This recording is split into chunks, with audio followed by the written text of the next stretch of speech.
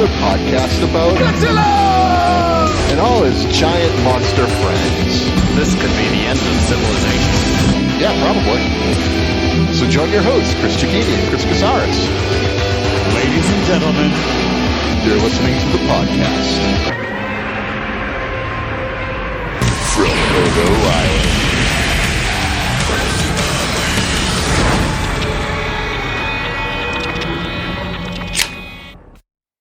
Welcome to the podcast from Odo Island. I just spilled some White Claw on my foot. You can find us on Twitter at Odo Island Pod. I am Kess, and with me as always is the husband of the bride of Reanimator, Slick Chris. Oh, I thought you were going to do like a little slick pee-pee. That would have been better. Well, I still got it in, so. Yeah.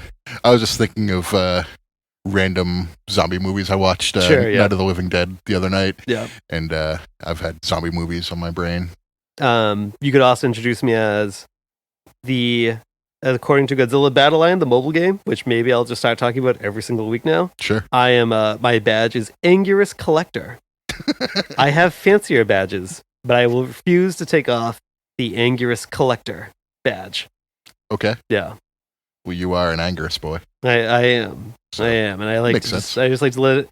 So, like as we talked about in like last episode, when I was talking about that game, how Angurus is one of the broken units, along with like the other most random units, like a swarm of Kamakuras and Mogira. So when I have the badge out there that says I'm an Angurus collector, that lets somebody know, because you see the badge when you're like in the matchmaking screen, and then you go, oh, this person is probably going to have like a really highly leveled up Angurus, which means if it gets behind my defenses, I'm in for a world of hurt, is what that means. It's a very odd game. I've seen people posting about it on the old Twitter machine. Yeah. I've grown to enjoy it. I've resisted the urge. It's fun. I recommend it. I've been more of a Final Fantasy IV boy lately. Sure, yeah. I'm in the real game. I'm in the lunar subterranean. But you know what I did though? I got all the way to the end and my party died to a yellow dragon. No. His thermal beam got me. I was like, damn, even with all my upgrades too. So I have to redo it again now. Okay. It's no big deal. Yeah. I die a lot. I've died a lot in that game. But we're not here to talk about video games. We aren't? We're here to get in a time machine. Am I the first time traveling AI? This is almost a callback to I'm not going to get sidetracked on this. When Stone Cold and CM Punk did that sit down with JR about that WWE 2K game, and they did the promo, and goes like, yeah, we're going to get in a time machine. We're going to find out what would happen. I'm being Stone Cold right now. I don't want your watch. But anyway, so we are here. We are here to talk about an episode I feel like you and I have probably both been really personally waiting to discuss together. Godzilla's Singular Point. Oh, God damn it. Just kidding. The second anime series of the Reiwa era, as it is now known, but let me think really quick, fourth anime Godzilla series overall. Fourth animated, technically. I wouldn't call the Hanna-Barbera or the Godzilla. It's animated by animated. Yes, sorry, that's what I meant to say. Yes. I needed to correct you because yes, I have to unleash my middle school English teacher. I really missed my calling. I don't know. Can you go to the bathroom? But yes, it is the fourth animated Godzilla production, which does include the Hanna-Barbera series. Have you ever seen any episodes of the Hanna-Barbera series? When I was younger. I have a couple on VHS. I've never got into it, but I know I've seen images of it, and I saw episodes when I was a little kid, but nothing other than that. Yeah. So I guess before, I haven't done much of a setting of the table the last couple episodes, but I did a little bit of a. It's a little hard to do a lot of background research and something that's so fresh, because you don't really have some sort of historical recapping to kind of you have more interviews reflecting back on the production. But so but I did put a little bit of a background together before we dive into it, just to kind of,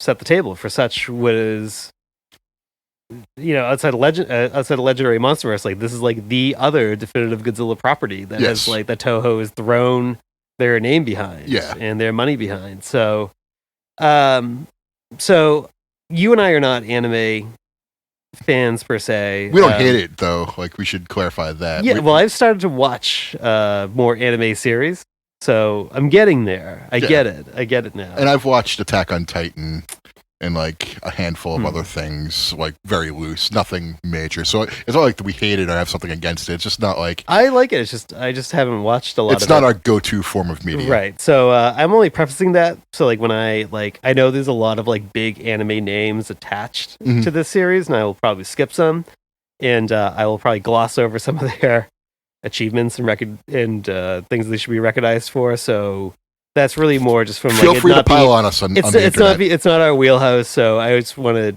put that out there. If I miss over like something that's important, it's just because I'm just not familiar with like that world. If you get offended, let us know, and feel free to just like degrade us on Twitter. It's fine. So Singular Point actually got the green light from Toho to go forward prior to the anime trilogy, which I'm just guessing it probably took a longer time to kind of put the series together. Actually, I think it did take a long time to put the series together, but all of that was kind of off the success of Shin Godzilla. And so Toho struck a deal with Bones and Orange, which is the anime studio, where they kind of do a mix of 2D animation and 3D animation, which is like a departure from like the anime trilogy was like that like CGI animation, whereas like this is a slightly different style. So Toho tapped Atsushi Takahashi to be the director for Singular Point, and they basically said, as long as it's Godzilla, we don't care. And so, like, what you do, and so, which is only half true, because they did then put restrictions on him as like it went. They said Godzilla can't eat people, and there was something else they put on, but the main thing was like Godzilla can't eat people, basically. So, that's the way it always should be. Well, I mean, when you think about Godzilla's size, he should look at people as like sort of like how we look at ants. He feeds off nuclear energy. Yeah, no, it's and that's the other thing too. I was gonna get to there, but like it just kind of makes sense that he doesn't eat people, because that's never been Godzilla's like threat. He is the atomic breath and the tail swipe. Those are his two main weapons. So be more afraid of that. Yeah, exactly. So Takahashi started kind of plotting the outline to Singular Point. And he reached out to a colleague of his who is a well-known author. I don't know if it's in anime or manga, but his name is To Enjo. So he was a famous author who also had a degree in physics. And so that must be why there's so much math involved. Well, so originally Takahashi was writing the story for Singular Point, and he brought Enjo in not to be a writer, but to be the consultant on the like quantum physics elements that were brought in. But and a lot of this goes way over my head too. So eventually Enjo shifts from being a scientific consultant to being the main writer. I don't know how much like Takahashi, I don't know if it's really out there yet how much Takahashi wrote versus what Enjo wrote, but essentially, he shifts to becoming like the lead screenplay writer. And the quantum physics and other mathematical equations that are brought into this are supposed to be like almost like an elementary level, but as neither you nor I are physics majors, felt a lot more than elementary to me. No, that's what I'm saying. Like, went way over my head, and so I don't consider you a stupid person, and I hope people don't consider me one, but I can't do anything about it at this point. It's just not our realms. It's just not our worlds, Yeah. But from what I remember from it, especially in the earlier episodes, it sounded right. It sounded logical. Yeah. So, like, I didn't have much of a problem with that. There was just an awful lot of it. I actually looked up like a whole bunch of like random articles about some of the theories they touch on throughout the show. Me too. And I was like, all right, that kind of makes a little bit more sense now. I see where this is going. But but anyway, so Godzilla, the Godzilla design, which I'm going to guess we'll probably talk about more later. It was big on them. They wanted to make it to be Showa-esque, which I thought they kind of succeeded. It gets back to like the three toes and stuff like that, but they wanted to, kind of have a little bit more of a retro style design. And Yeah. it was big for them that they wanted Godzilla to be smaller again. Yeah. Because and I agree with this sentiment. Like, I think it was Takahashi said in an interview, he was like, Godzilla's gotten so tall, and like, Shin Godzilla, the legendary verse, whatever. It's like, I feel like he's like removed from people. Yeah. And so I appreciated that. Another thing about the height too, this was the smallest Godzilla ever, I think. If that 48 meters is official, yeah, that makes him. But the it does smallest. grow throughout the series too. So by the end, it's perfectly fine. I didn't have a problem. I think he's with still in line, like with the Showa. Yeah, but Yeah. like by the time he gets to his final stage, it's perfectly fine. I had no I problem think there's with it some at all. debate around if that 48 meters tall is official. Like, so the Showa Godzilla was 50 meters. So, but either way, I think it's safe to say he's No, Showa size. not much of a difference between that. And so another point that I will bring up that I think will probably come up more when we discuss the arcs is that Toho wanted Godzilla to appear as soon as possible, whereas Takahashi and Enjo wanted to kind of hold Godzilla back, and they wanted to make, because their thinking was if Godzilla appears too early and too much, he's going to lose impact as the story goes on. And Not so if he changes. they wanted to hold it back. So that was like that was their argument to Toho, to which Toho and they're ultimately acquiesced. No, Toho is right. And I think as we get to the discussion, that will be your mileage.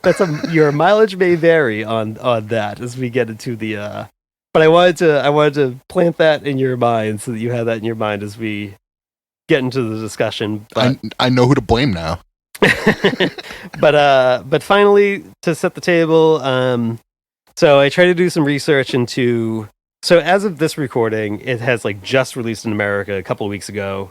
In Japan, it was on Netflix Japan with a 1 week delay on regular television in Japan. And so in Japan, it was an episodic release. In America, we got it all at once on Netflix.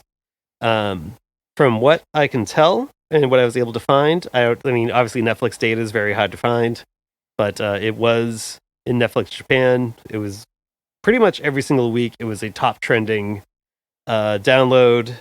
And from what I could tell from a couple Japanese websites I found that kind of collect television data, this was a very much a hit through its entire run. Yeah. It was but most of the day I found was how it measured against like other anime shows and kind of stuff of a similar nature. And it seems like by all accounts, this was a hit, another hit for Toho with Godzilla in Japan. It definitely seems like, especially since it came out before Godzilla vs. Kong there too. Yeah, and Godzilla vs. Kong it did well, but it kind of puttered out kind of early. It's like the Japanese audience didn't really take to Godzilla vs. Kong. It seems like. I think very much like what I get very anecdotally from like bigger websites and stuff like that is like, there is now like almost kind of like a Shin Godzilla is like our Godzilla, and right. That's like what that market's looking for, which is that's fine. I get it. They're different things catered to different audiences. I think I don't think Godzilla versus Kong was created with like the Japanese audience in mind. I think it was very much crafted towards a Western audience and whatever. It was crafted with the Marvel movie audience in mind, because they wanted to get some of that Marvel money. Yeah, and just like I don't think Shin Godzilla or Singular Point were really crafted with like Western audiences in mind. I think they definitely weren't. Yeah, and it's like so. It's like I kind of look at it as like it's it all is what it is. Yeah. It's just but I mean the merchandise has moved very quickly. I will say the merchandise coming off Singular Point is very good. They have a toy for everything that they had, and that aside from the humans, like all the monsters and Jet Jaguar have toys. Yeah. So I think so that is kind of the the biggest endorsement that I recall seeing on Twitter was Hideo Kojima talking about how much he loved Single Player. Yeah, I said this seems like a Hideo Kojima. If you don't know, Hideo Kojima is the guy behind the Metal Gear Solid series, Death Stranding. That's like his like new thing. I haven't played that, but No. I mean he's like a well-known Godzilla fan. Yeah, and pretty much in the gaming community, he's like one of like the top known people, like creators of games, like very respected. I think it's the second Metal Gear Solid 2. I think there's like a hidden codec message where like the general guy just randomly decides to tell Snake the entire plot to Godzilla 1954. That's a pretty that's a pretty funny Easter egg you can find. I had a Metal Gear Solid 2 Substance on Xbox, the original Xbox, when that came out, and fantastic game, but I never knew that. I wonder if it's on that version. No, it is. It's in all of them. All right. So, yeah. Good to know. Yeah. I'll have to replay that eventually and find it. So, I think the way we decided to go about this was to kind of walk through this like in kind of like 3 arcs, but I think it's fair to probably say up front that you and I probably have had different enjoyment on this series. I will say that my opinion on this show has evolved. I'm not against trying to better myself as a human over time. I'll tell you initially when I first watched it, you and I before the show came out were talking about it and we're just like. Did you say me, you and I? I said you and I, but I might have had a little sound before that. But now you're my English teacher. Got you. There's my receipt. But you and I were speaking about this, and I predicted, I was like, it's going to be Godzilla without Godzilla. That's what I'm expecting. I was like, I already got my movie, so I'm good. But that's what I'm expecting. And I watched the first 3 episodes, and I was like, it's exactly what I thought it was going to be. Like, very little emphasis on the action, a lot of emphasis on the characters and who they are, what their motivations are, and the plot too. Like, what's going on? Like, we'll get more into it, but like the first episode, you see a giant skeleton of Godzilla, and that's sort of your big MacGuffin to get you into the series. Sure, it's like what the hell is this thing? What's its importance?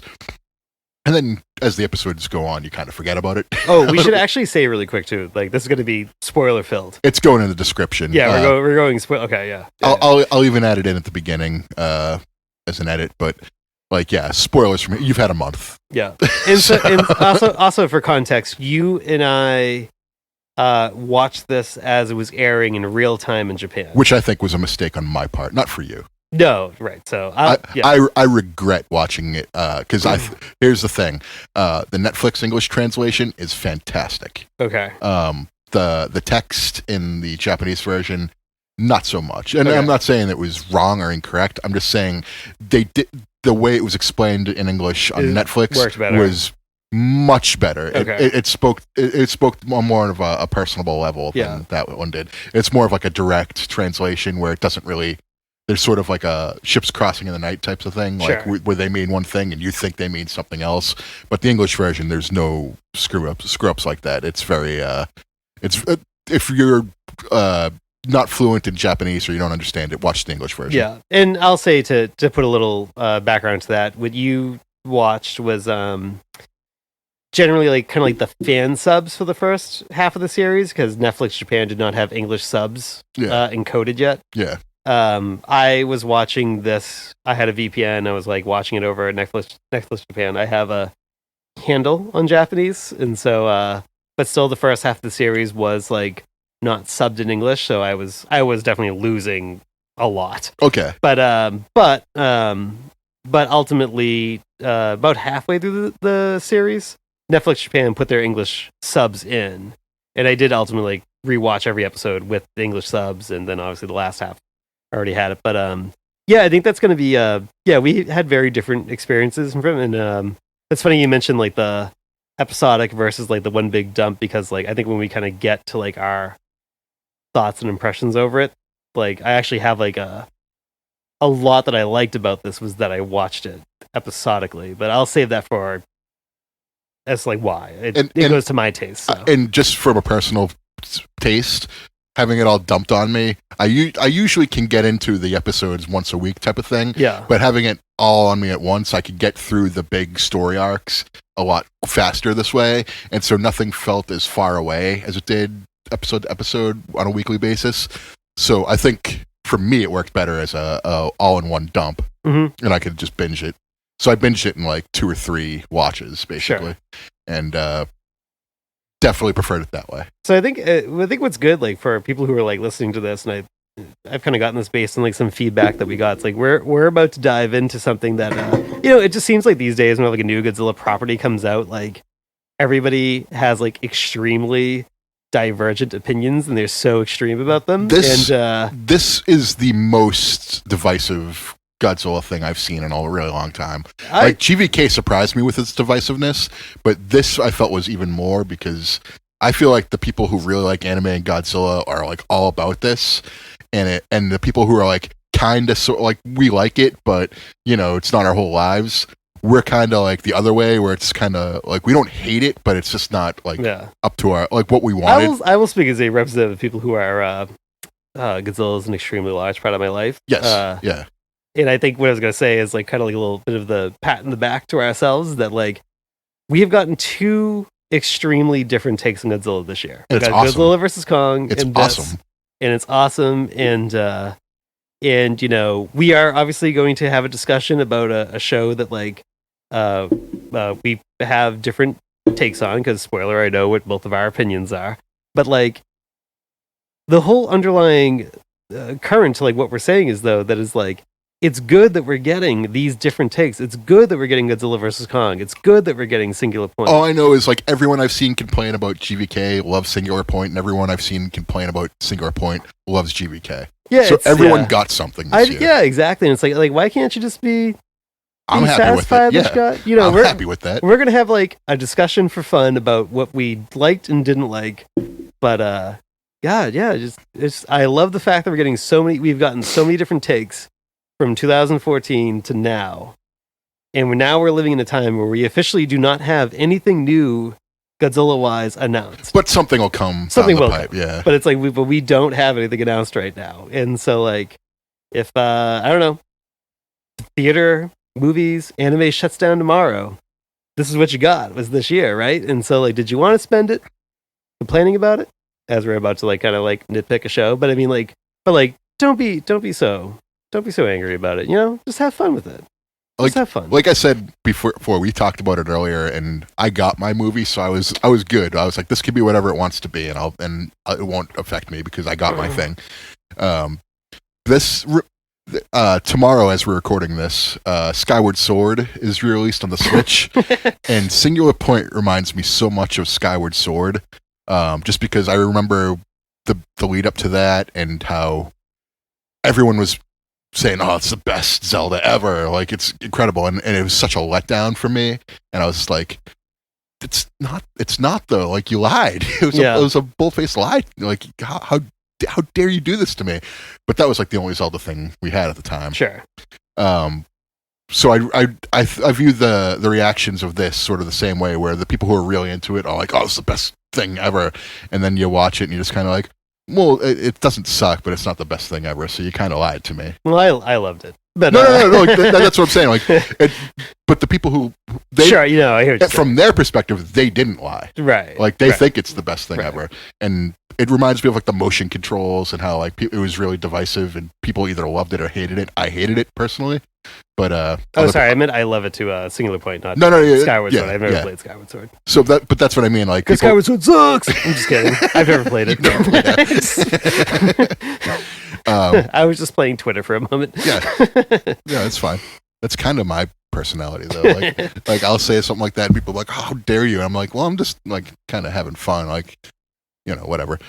But yeah, like the motion controls, people either really loved it or really hated it, and it reminds me so much of the reaction to this that I'm like, this is the Skyward Sword of Godzilla, and even though I wasn't the biggest fan the first time around, I still bought the HD version. It's coming. Sure. It's coming tomorrow. As a last thing I'll say, as a now 30+ diehard fan, I'm thrilled that I got Godzilla vs. Kong and Singular Point this year. So let's dive in to the first act. So the way we're going to map this out is going to be pretty much pre-Godzilla. Godzilla arrives and his transformations, and then Godzilla Ultima. That's sort of like the story arc that we're going with. Yeah. So we'll start in the first glob of episodes is mostly about setting the table, and the first thing that arrives is the radon. Yes. So if you are not familiar, this is the last like background trivia thing I'll do. Like, so Rodan is Radon in Japan, but when he was localized, when Rodan's movie was localized to the West, it was changed from Radon to Rodan because what do you do? What do you test in your house when you buy a new one?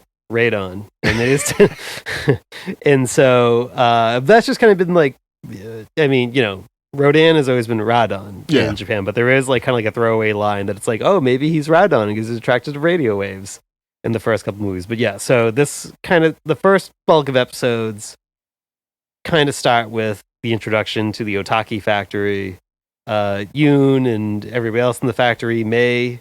So Yoon and Mei are the two main characters, and you know, it's the introduction to Jet Jaguar, and then the introduction to, I'm just gonna say Rodan. I'm not gonna say Rodan, really the whole thing. But I was just dropping it. So maybe kind of looking at like the first like 2-3 episodes, kind of like in a nutshell, it is a lot of mystery world building. Like they are chasing Yoon, and Yoon is particularly chasing like oh my God, what's the doctor's name? Ashihara? That was his name, right? Ashihara, yes. Thank you. I'm so bad at like remembering names. I'm even worse than you are. There's a that's even probably wrong. But either way, it sounded close. No, we just watched it. I just watched it earlier, so I mean, that's what it was. There is a song which we come later to learn is like an Indian lullaby, like coming from his abandoned mansion. They're kind of trying to figure out what does that mean? Why is this playing? And then the first of many Rodans appear, attacks a festival. There's an alarm ringing at a factory that Mei has picked up a job at. She's already kind of established that she is someone who likes to study the history of monsters in that first episode. And yeah, it's a lot of groundwork set in those first couple episodes. So I guess I kind of set up the first couple episodes. I guess what were your thoughts on these? Maybe we'll go back and forth like this. This is the part where Netflix really the episode dump really helped, was getting through these first couple episodes again. It was like watching them in 23-ish minute blocks. Previously, I was kind of like, come on, do something, you know? Whereas everything getting dumped on Netflix, like sort of could just move ahead weekly, and it doesn't sort of feel like empty and hollow. But these definitely did not do anything for me at all. Okay. And I get their importance, and I'm not saying they're not important. You have to watch it if you want to watch the series. You have to watch every episode. But for me, it just didn't do anything for me, dog. I had and I think this is probably going to be a recurring theme as we go through this. I had a bit of an opposite reaction. Yeah. I think I've like often either to you and like both on Twitter, I've often have kind of compared this episode to like the first season of True Detective. If you remove the occult and you replace it with quantum physics, and that makes sense. And for my personal taste, I really love the idea of like when an episode ends, I get to sit there and go, well, what did that mean? Like when they did this, what is that going to be? Like, and when this happened, I'll just say this now. Some of the stuff you said was way better than what happened at the show at the end. So like, I'll say, so I guess like we should probably address the thing up front. It's like, right, like this is a very physics heavy, math heavy series. And while I do not understand most anything that was said, I felt like the characters delivered it to me in a sense that like I could believe them.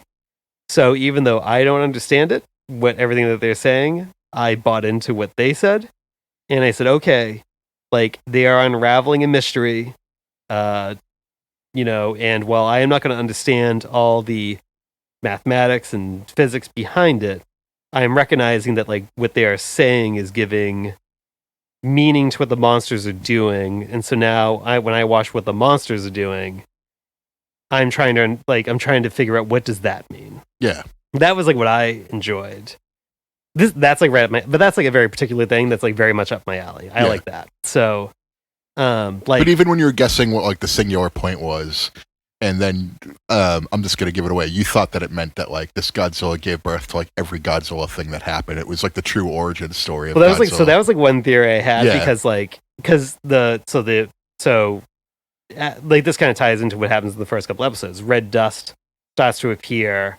The sea turns red from the red dust. The Rodans are spreading the red dust. Yeah. And, they constantly will talk about the red dust and, like, the archetype and the, I'm never going to be able to say this right because it's such a hard word for me to say. The orthogonal diagonolizer. The orthogonal diagonolizer, yeah. I'm just going to call it the OD. So, let's do that. But so all of that is supposed to be, like, they say this is stuff that exists in another dimension that's being pulled into our dimension. Yes. So if Godzilla, Rodan, Anguirus, the Mandas, like they're all being pulled into that dimension. I was like, oh, wouldn't it be wild if like, because essentially they're saying they're coming from somewhere else, right? Yeah. So like, wouldn't it be wild if this somehow ends like the creation of like, you tie the different Godzilla timelines together or you create the possibility they could all exist in the singular point world. Yeah.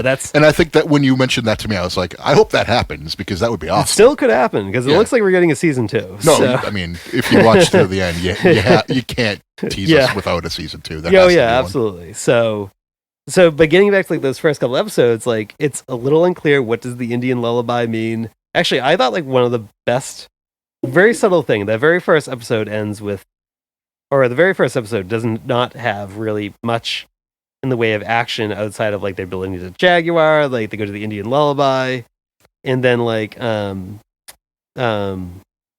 Rodan just kind of like appears like at the festival, like kind of like, oh, what's that? Is that a bird, plane, whatever it is?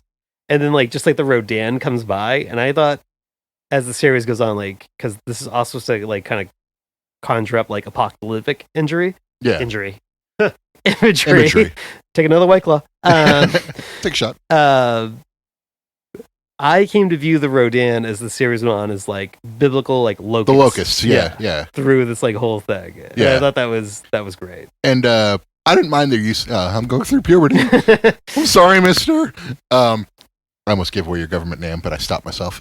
No, I liked that they were used that way. Felt they were kind of a little bit nerfed though because they're so tiny and they're basically just pterodactyls or pterodons at that point. Yeah. And I thought, you kind of did Rodan dirty here, but at the same time I was like, well, there's a ton of them and their purpose isn't so much to like be a big monster, but rather to be like to serve a purpose, and they served that purpose well. So I had no problem with how Rodan was used in this, was spreading the red dust and being basically like the bringers of the plague. Yeah. Now, so did you enjoy maybe more overarching, but like more in these initial episodes? I think Yoon and Mei are pretty much established, get a lot of their establishment in these first couple episodes, and then they kind of start to interact with more characters. Did you enjoy either one of those characters? First walk through, absolutely not. Second playthrough, watch through. Yes, this is a playthrough episode. No, the second watch through, I was like, oh, they're not that bad, and I think that has 100% to do with how the translation was handled on the Netflix side, and how it was much more personable, and things that I didn't pick up on the first watch through, I picked up on the second watch through, and they're much more human-like. Excuse me, and definitely liked them more the second time around. Yeah. Did not hate them. I still know where I'm at with Yoon. I don't know if I liked Yoon. He's a little bit of a nerd, but he's all right. He's a solid citizen. May, I guess I'm taking everyone's favorite. I guess I'm taking the popular opinion of the internet. May, and we haven't gotten to BB yet, but like BB, those are my two favorite characters, the two of them.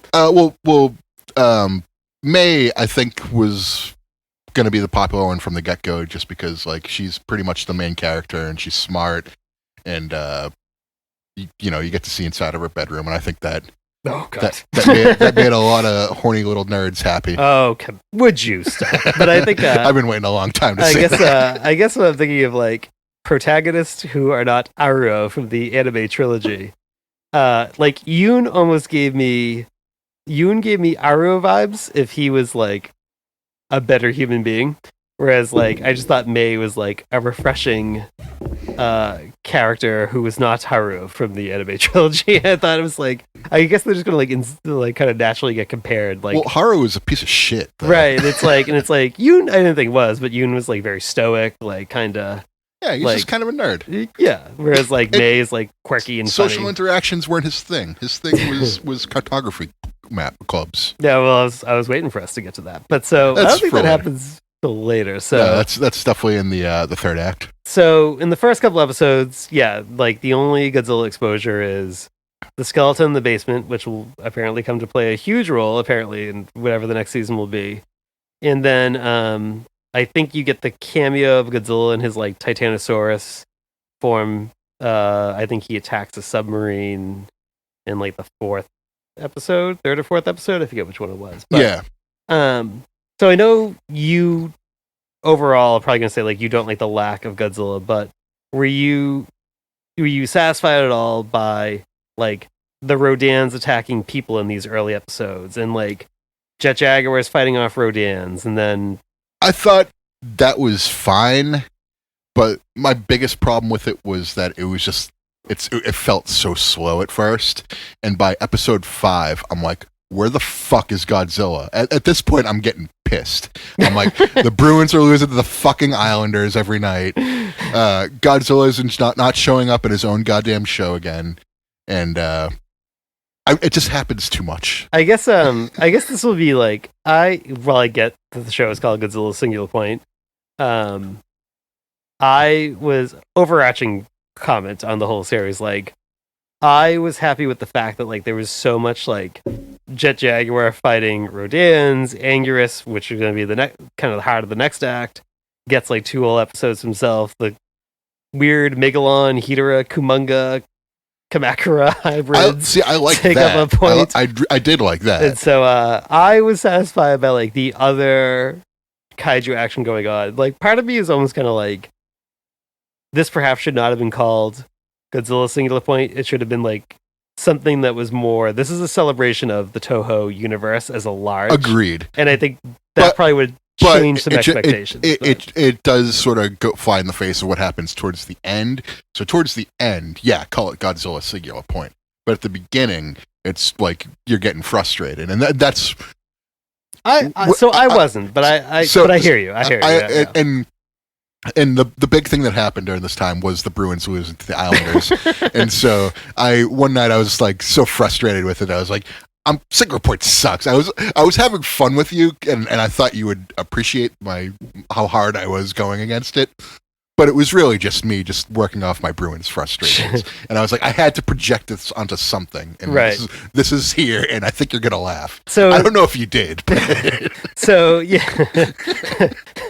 I was like, did I fuck up? Like, you didn't. I was like, nothing personal. I was just frustrated. I'll say overall, I did not mind like Godzilla's appearance in this show. The screen time that he has, I was totally happy with it, but I think it's going to kind of tie into like my final thoughts, like when I kind of explain why I liked it. But so through that first act, we said we're going to call this first act up to the Anguirus hunt or during the Anguirus hunt. That's sort of the end of the first act, I would say. So we do get introduced to the Shiva characters that are out. So there's essentially 2 camps, right? There's like the Tokyo Otaki factory camp. Yeah. And then there's kind of the Shiva camp. And there's a little bit of overlap. Yeah. Yeah. And it's like, for the most part, like May and Yoon are kept completely separate from each other. Yes. And they kind of go through divergent paths. And I think it occurs in the first 4 or 5 episodes, but we're kind of introduced into what is the Godzilla of the Shiva team, I guess we'll say, based out of India. And we get introduced to Salunga, who's the original monster of Singular Point. Yes. The like truly original monster, even though he's a little Gabra and Baragon mixed. Yeah. But I think he's also unique enough on his own. He's like, and to describe him, if you've never seen it, it's like a baboon wolf combination. Yeah. And it looks kind of like the behemoth from Final Fantasy. And I thought it was like the coolest. Yeah, so you like Salunga? Oh, absolutely. Yeah, I think every monster and robot in this series looks fantastic. Yeah, I think Salunga is probably a new kaiju that is probably here to stay. Good. I think I mean, it just seems like the reaction to him was just so well received. And it's the first time there's been a really new Toho monster in since Monster X. Yeah. If you don't count like the Godzilla Earth. The Cerebrum? Yeah, if you don't count those, I guess. No. But this is the first real big one, and I'm like, oh man, that's a good design. So it's literally a baboon wolf. And like one thing that I kind of liked as this played out is like he's kind of trapped below like, the Shiva facility, and like we're kind of introduced to BB, who's like such like a creepy guy, but I like found him very charming. Oh my god, I hate you. If you will. And so like BB first kind of debuts like the OD against like Salunga when he's trying to break out from underneath the Shiva compound. And like it ensnares Salunga, and at first I thought it killed him. Yeah. But as I came to learn this series, Salunga will just never die. So I assume he'll be back. He's like Mr. X from Resident Evil. And I also remember like when he first gets like ensnared by the OD, and that ceiling is like starting to close, and he's just like staring at BB, and like BB's like nervously looking back at him, and I was like they just booked a feud. They just started a feud, and I feel like that play, like the BB Salunga feud. That's all it takes is eye contact. Plays out completely over like the next like whatever 6-7 episodes. That's your Intercontinental title feud, right? Oh there. my god, I loved it. I thought it was like such like a subtle little. Like I feel like in season 2, I was like Salunga's gonna bust out because he's probably still not dead. Yeah, he was far enough away from Tokyo. Well, he's ensnared, but it's like we've seen him ensnared before. He had like literally like those crystallized dust things going through like his head, and he still busted out. Yeah, and I was like, oh no, he's too popular. He's gonna be back in season 2. Him versus BB is gonna be like the feud that plays out over this show. I fucking love it. Love it. You know what they should do with it is if you've ever seen Hellboy, there's like an enemy in the first Hellboy movie that every time you kill him, 2 more spawn. You're talking about like the Ron Perlman one? Yes. I just can't. I don't remember it. It's in the first one, and so they should do something like that, where it's like the Hounds of Hell, where like every time you put one down, until you finally figure out a way how to like end them permanently. Like they should do something like that, because the more of him, the better. I thought it was totally awesome. I thought it was like I kind of thought about it like looking back. I was like, he doesn't leave India. He stays there for the entire. He being Salunga. Yeah. Stays there for like the entire season. He doesn't interact with any other kaiju, but it's like he really kind of steals the scenes that he's in. And I thought, I kind of thought he was like the surprise star of like star or whatever you want to call it. But so, did you like BB and the Shiva team? I mean, I didn't hate them. I thought that BB was for certain a heel, but he wasn't. Yeah. I was like, I want this guy to be good. Yeah, he was one of those people who aren't bad; they're just drawn that way. Yeah, I like how he like always kind of had like when he's like kind of like he's like opening up like the gate to like Salunga, and he's like dropping the OD on there. He's like kind of like talking about it like going to like a mall and like a department store, and he's just kind of like saying all this like weird, insane shit because he's like clearly like a weirdo. But then it's like you kind of get to know he's got like a daughter and stuff like that, and it's like he kind of seems like the cool dad type and stuff, and he's just really fucking weird. Like by the end of the episodes, I was just kind of like, maybe he's just tired, and that's why he looks so disheveled. Like, and at that point, I was like, "Been there, dude. Don't worry about it." But yeah, I didn't mind him. I think a character a lot of people gravitate towards is Goro, though. That's the old man, right? Yeah. And they kind of view him as sort of like their, he's like the comic relief, so how can you really hate him? Right. Type of character. And, I don't hate him either. I liked him, but, he was kind of like he kept it lighthearted where everything else got serious. He was there to sort of remind you that you're a human being and not a robot type of situation. Yeah. So he had a good personality, and he was a sort of like a nice light touch. There wasn't a lot of them, so... Yeah, I liked him. It didn't get obnoxious or anything. I kind of had enough of him by the midpoint of the series, but he also kind of faded into the background by the That's what I mean. Series, like every time you were kind of like, all right, dude, shut up. Like, yeah, he kind of did and went away. So yeah, he was used sparingly and correctly, in my opinion.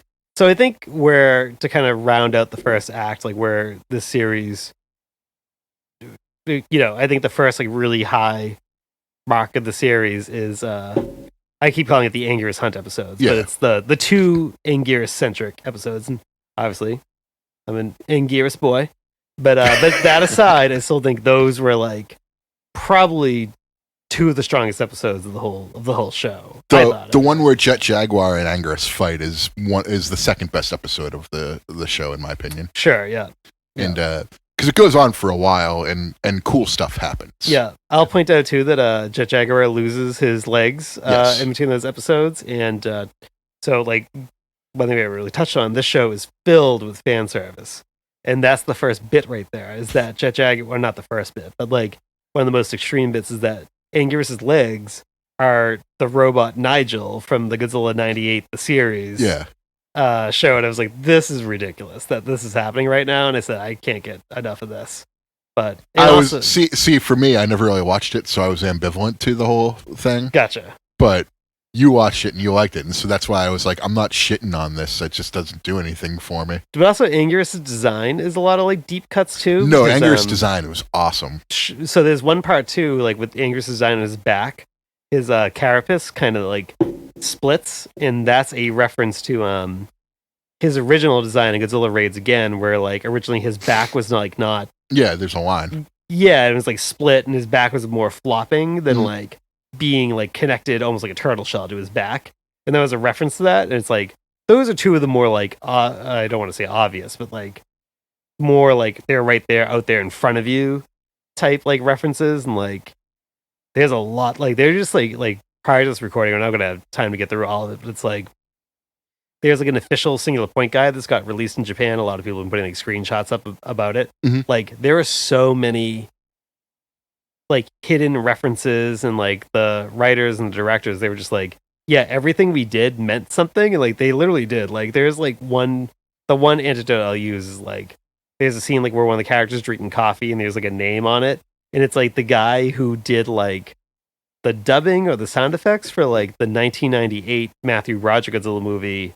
When it got released in Japan, he kind of did like some like post-production work. Like there's like super deep references like throughout this whole thing. But yeah, I agree. The Anguirus episodes, yeah, particularly the second one where they fight, like that was like I was literally watching it because I thought Anguirus was going to survive. No, I didn't. And, I knew it was coming. I figured he was going to die, but like there was like a moment there where it's like where he does like the tail swipe. Taking off Jet Jaguar's head, which then revealed Mechagodzilla 2's head from Terror of Mechagodzilla underneath. And like I popped for that. I literally came out of the seat when that happened. I said, yes, and then he dies. But well, the way he like, first of all, this is the point where I was watching this and going, was this written as like a dinosaurs show and then it became a Godzilla show once Toho bought the script or something? No. But here's the thing. Godzilla is enormous, but Anguirus is like Stegosaurus sized. Yeah, but he grew from one episode to the next. But it was still like Stegosaurus sized. Right. It was like child Stegosaurus to adult Stegosaurus. Right. But I think that was to kind of show that like, oh, they're evolving and they're growing at a rate. And I felt like it was too early to knock him off like that because it was so small. But that's when I was just kind of like, is that the thing? I was like, I don't know. Like, I have nothing to support that, so it's just like a harebrained theory that I'm throwing out there. But like, maybe it originally started as a dinosaurs coming through a time portal, and it got switched to Godzilla at some point, type of situation. Harebrained theory. It's not real. Like, there's no factual basis. Well, you for this. You had that, and I had this is going to be the show that creates the Godzilla multiverse. Yeah, no, exactly. Yeah, it's the same thing. That's sort of like where I was heading with it, but which is still good. Multiverses are in according to the MCU right now. But the coolest thing about Anguirus to me was the fact that like hunters shot at him and like he deflected the bullets. He could see the future. Yeah, exactly. He could see the future, so he could deflect the bullets. But like the way the fight worked, it was like Jet Jaguar had his I forget what the weapon was, but it was so quick that it was faster than Anguirus. Oh, is it that harpoon type thing? Yes. Yeah. And it was faster than Anguirus could react. So the first time it just sort of knocks him out. I'm just like, oh, that's fucking sweet. But then Anguirus gets back up. I was like, oh, so this won't kill him. So then they do it again, and it does kill him. Yeah. And I was like, oh, all right. And then I don't hate it, but like... And then Yoon gets concussed. Yes. And then like the next scene you see him, like there's like the high-pitched noise because he's concussed. Yeah. And then there was a couple more scenes where it becomes more and more subtle. Yeah. To show that his like concussion was like going away. And I was like, a lot of thought went into this. Like whether you agree with the execution or not, like a lot of thought went into this. But I remember telling you, I was like, that's sort of like the turning point for me in the series. Because watching it week to week for over 5 weeks, I was just kind of really sick of it. And I was just like, when the fuck is Godzilla going to show up? When is something fun going to happen? And like, I was ready to throw in the towel at episode 5, but then I watched episode 6 and I was like, no, I'm in. Okay. All right. So then now So now at the end of Act 1, I am bought into this. And I'm just like, okay, I'll watch this through the remainder. Yeah. So we're kind of, because I feel like it's going to be too hard for us to try to like go over all the details of the mystery, but essentially they're trying, like the main character is trying to unravel a mystery that has to do with like, did Asahara a catastrophe is coming? Yeah, and they're like, Ashihara, did he predict it, or did he? Yeah, or is he trying to prevent it? Did he see into the future and see and it like happen? what do all these like? Essentially, it's like now kind of turning into like a grandfather paradox, like time travel type story, right? But it's like they're trying to put meaning to it. Like, an Anguirus is kind of like maybe he's seeing the future. That's why he can avoid attacks. And there's like a couple good lines they kind of talk about going like, Anguirus came out and fought, even though that he knew that was like when he's going to die. So why does he come out and do it? Like, I was like, okay, now we're starting to get into like some like weird shit that I don't understand, but I like the weird shit. But now, now it's probably, I think we're at the point where like Godzilla is in his Titanosaurus form, like crashes on land and becomes Varan Godzilla. and just to touch on that too, like when he first appears, you think he's like a water-based, like you don't think it's Godzilla. Right. The only reason you know it's Godzilla is because they play the music. Right. Like if there was no musical cue, you'd be like, that's not Godzilla. Like what the fuck? Right. He's red and he's like a giant fish. This was a great swerve because I thought like in the trailers everyone's like, oh, it's Titanosaurus. Yeah, that's what I thought too. And I was like, cool. And like when that happened, I was like, at first I didn't know what it meant. I was like, oh shit, like are they gonna say like Titanosaurus and Godzilla are like in the same family? And immediately I thought, I was like, that's gonna have great ramifications in the OIWF. But well, I thought it would mean there would be 4 Godzillas. I didn't think it would mean it would be one Godzilla that morphs, and I'm probably an idiot for thinking that way. So now I don't think so, because like I didn't know what that meant either, but I thought that was like the beauty of watching this from week to week was like not knowing what it meant. But like here's where I think a lot of this takes it takes inspirations from all different eras of Godzilla, but I think the Shin Godzilla influence starts to come in pretty fucking heavy, I think. Yeah. Oh, really heavy. Which is fine. They did it like just a completely unexpected way. Oh no, you're doing something that's a callback to one of the best Godzilla films ever. Oh no. But it's not Kamada-kun, it's a Titanosaurus Godzilla mix, and then we get a Varan Godzilla mix. And that's a thing. Like, you didn't get enough of that version. The Varan one? Yeah. Yeah, I agree. I wanted it was basically a cameo, and for a monster that they've pretty much ignored since the 60s. Like yeah. Like he's a marionette in Destroy All Monsters. Other than that, you haven't seen him since. No, exactly. So like maybe do a little bit more with that. And that's sort of like one of my biggest gripes with the Godzilla aspect of this is like there's been nothing before this. Like he's not even arrived. He's late. He's casually late to this party, and then he shows up, and like one of the coolest things is there for like a split second, and it's basically blink and you miss it type of situation with Varan. I liked it because he kind of recreated. Well, I think when that episode first aired, it was like, oh, he's kind of recreating Shin Godzilla with the atomic breath scene. But then we really got the recreation of the atomic breath scene later. And it was very, very good. Yeah. But so I kind of wish we got a little. Well, I don't know. I'm a big Varan mark, and I wish we got a little bit more. I'm not, but I wish we got more.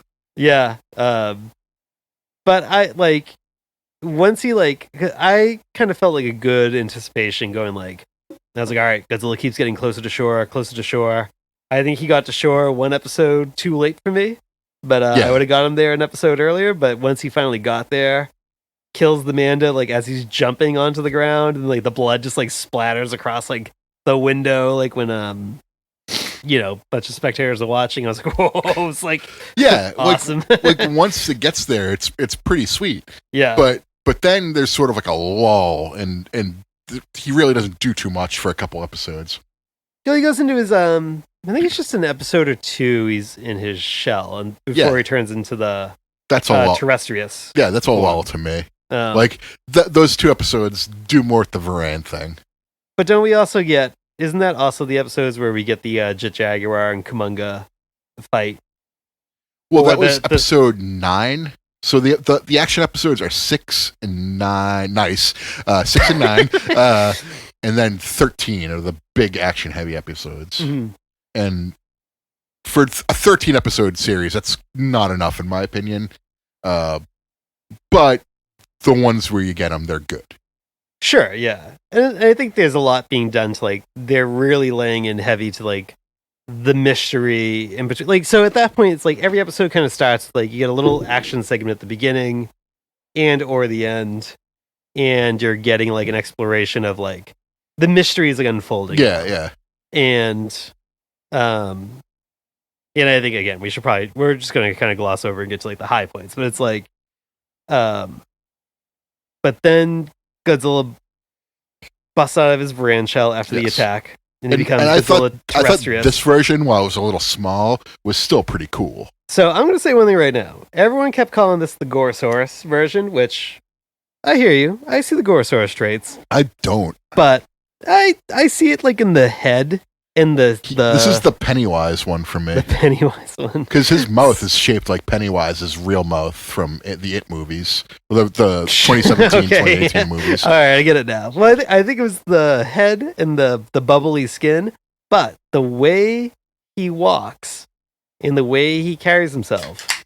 And there was the Nigel reference with Jet Jaguar.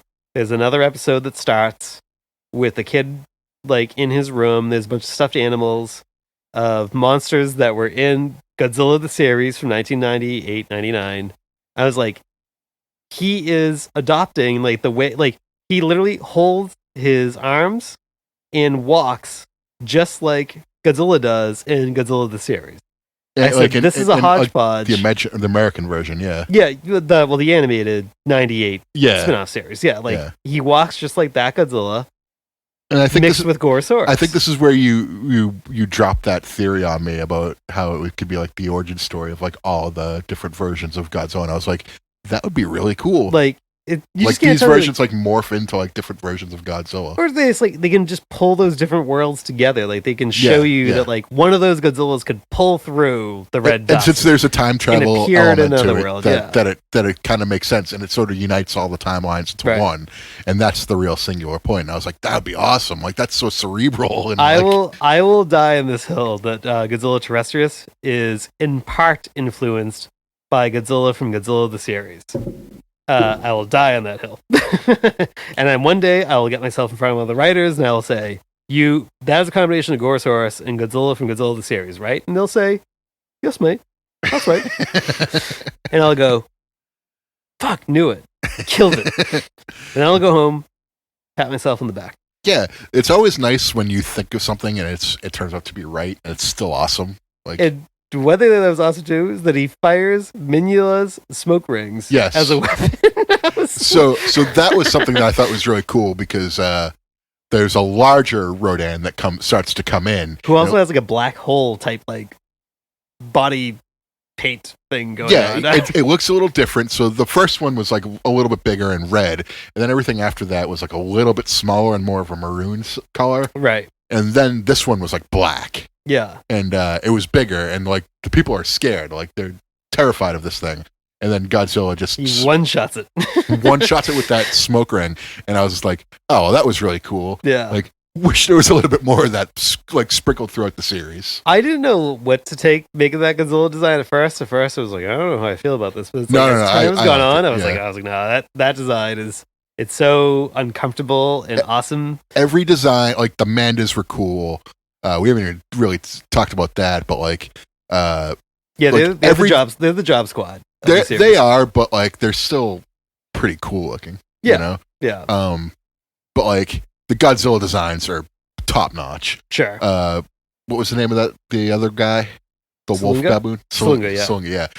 Really cool. Yeah. Probably my favorite of the series. Jet Jaguars.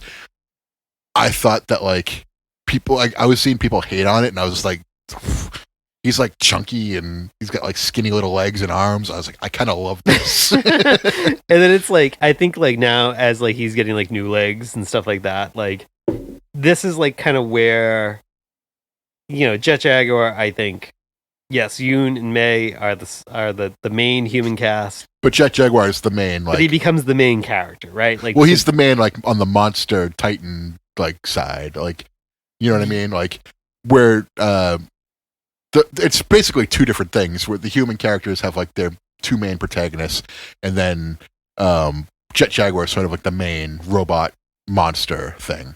So yeah, and Godzilla's the main, but he's like more of a heel.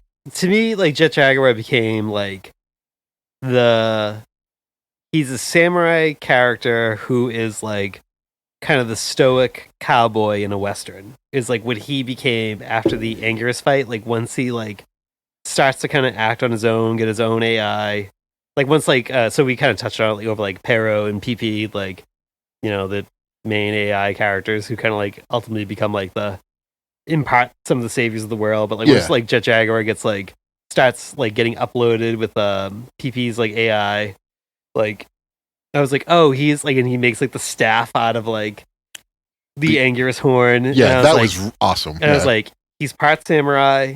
Like, you know, there's always a tie to like, you know, the Seven Samurai, and then like, you know, that has been like carried over to like westerns like forever and ever and ever. And I was like, he's the samurai mixed with like the man with no name is like what he's kind of become now. I look at it like June and May are Frodo and Sam, and then Jet Jaguar is Aragon.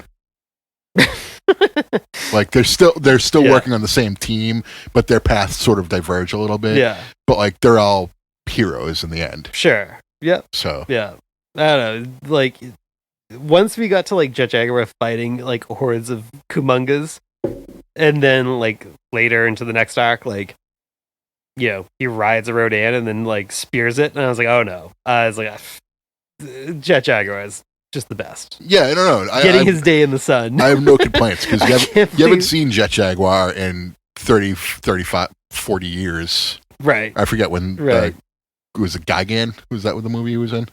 Megalon. Megalon, okay. Yeah. I don't know the year that came out. I know it's the 70s. But 73. So over 40 years. Yeah. Approaching 50. Yeah. You haven't seen him since then. So it's like, yeah, give Jet Jaguar his due. Yeah. Well, in video games and comics, you've seen him, but like, really, if he's not in Save the Earth, Godzilla Save the Earth, like the PS2 game and the Xbox 360 game, like, and then I know he was like kind of featured in like the comics and stuff. I don't actually think those sold super well. Like, but if he's not in that video game, kind of becoming like kind of like a quirky, campy like thing in like in the subconscious of like pop culture, like, is he the star of this? I don't know, but like, boy, is he having like a resurgence now. Another thing that those early 2000s Godzilla games did right was resurging Jet Jaguar. Oh, absolutely, 100%, 100%. Those games are freaking awesome. If you were someone who's a diehard Jet Jaguar fan, boy, are you riding high right now. No. I'm not, but like I thought Jet Jaguar was done really well, especially like in the episode where they fight in the docks, and I'm just like, okay, he's just like ripping these things apart. And so, like, he's killing these Kumongas, who have Heteras inside, right? So I was also have Megalon claws. Yeah, so I was like, these are really good. Like this episode's really good. Also, his battery starts to go down, so I'm just like, okay, so there's like an element of reality built into it too, where there's sort of like more riding on this. Like there's high stakes right now. Like he has to do this before he runs out of power. Yeah. Basically. And the humans, they run into this warehouse on the docks where they're just like terrified and they're about to die, basically. And so they see in, and like the Kamungas are basically like killing the humans and eating them. Yeah. And so like they see like one guy survive, so they save him, and they're like trying to get to a boat and like just escape, basically. So Jet Jaguar is running on low battery, fighting these things off. Heater is like forming out of like the blue blood of the Kamungas, and they're fucked. There's no other way to say it. Like I was like, oh, it's like main characters might die here. This is a good spot to like, you know, thin the herd a little bit, but no one does. Yeah, I mean, the only main character that dies is Professor Lee, who dies in like on Team May. Yeah. But yeah, I kind of realized it was like, okay, this is not going to be like a death heavy show. No, but that's fine. I'm not complaining about it. I'm just saying like that was where I was like, okay, you could do something really drastic here, but they didn't. Yeah. Not complaining. It didn't have to, so it doesn't matter. But so while they're doing that, and that is like around the time where it's like now like you know, the attacks on Godzilla like ramping up more. Yeah. And we're getting close to that Godzilla Ultima reveal. There's like that red dust mushroom cloud that's now existing in Tokyo. Yeah. And like when the battery dies, like that's kind of like what you know, kind of becomes the beginning to like the next act. Yeah. Which is like the confrontation with Godzilla. But on the human side, in this act, is now we are full on time travel mode, right? Yes. Like there's a whole lot of like, we have to send a signal to the past, and like, what does that mean? Like, you know, now we're truly in like the world of mathematics that neither you nor I understand. Here's my advice. If you have time travel involved in your movie or your show, don't over-explain it, don't overthink it. Just kind of go with it. Back to the Future did it right. Hey, there's a thing that doesn't exist. I didn't mind it here. This is like, I'm going to keep comparing this to the first season of True Detective, which is such a weird, fucked up thing to compare it to. Time is a circle. No, time is a flat circle. Yeah, it's like, I don't have to get it, but if you just kind of spout off nonsense about like, I don't like paradoxes and like, just like, oh, you know, like you can't, like, I'm a sucker for shit where they're like, you know, you're going to be here doing this again. Like, you can't escape it. Like, I don't know what it is. I don't know what it is like that does to me. That's like some like weird like Donnie Darko shit. And like it's me weird. It kind of reminds me of like the Terminator series, where like the first two, it's kind of like, yeah, it makes sense. Like you didn't over-explain it. Like it's from the future, so I won't. We're not even going to get into it. We set you back, and that's enough.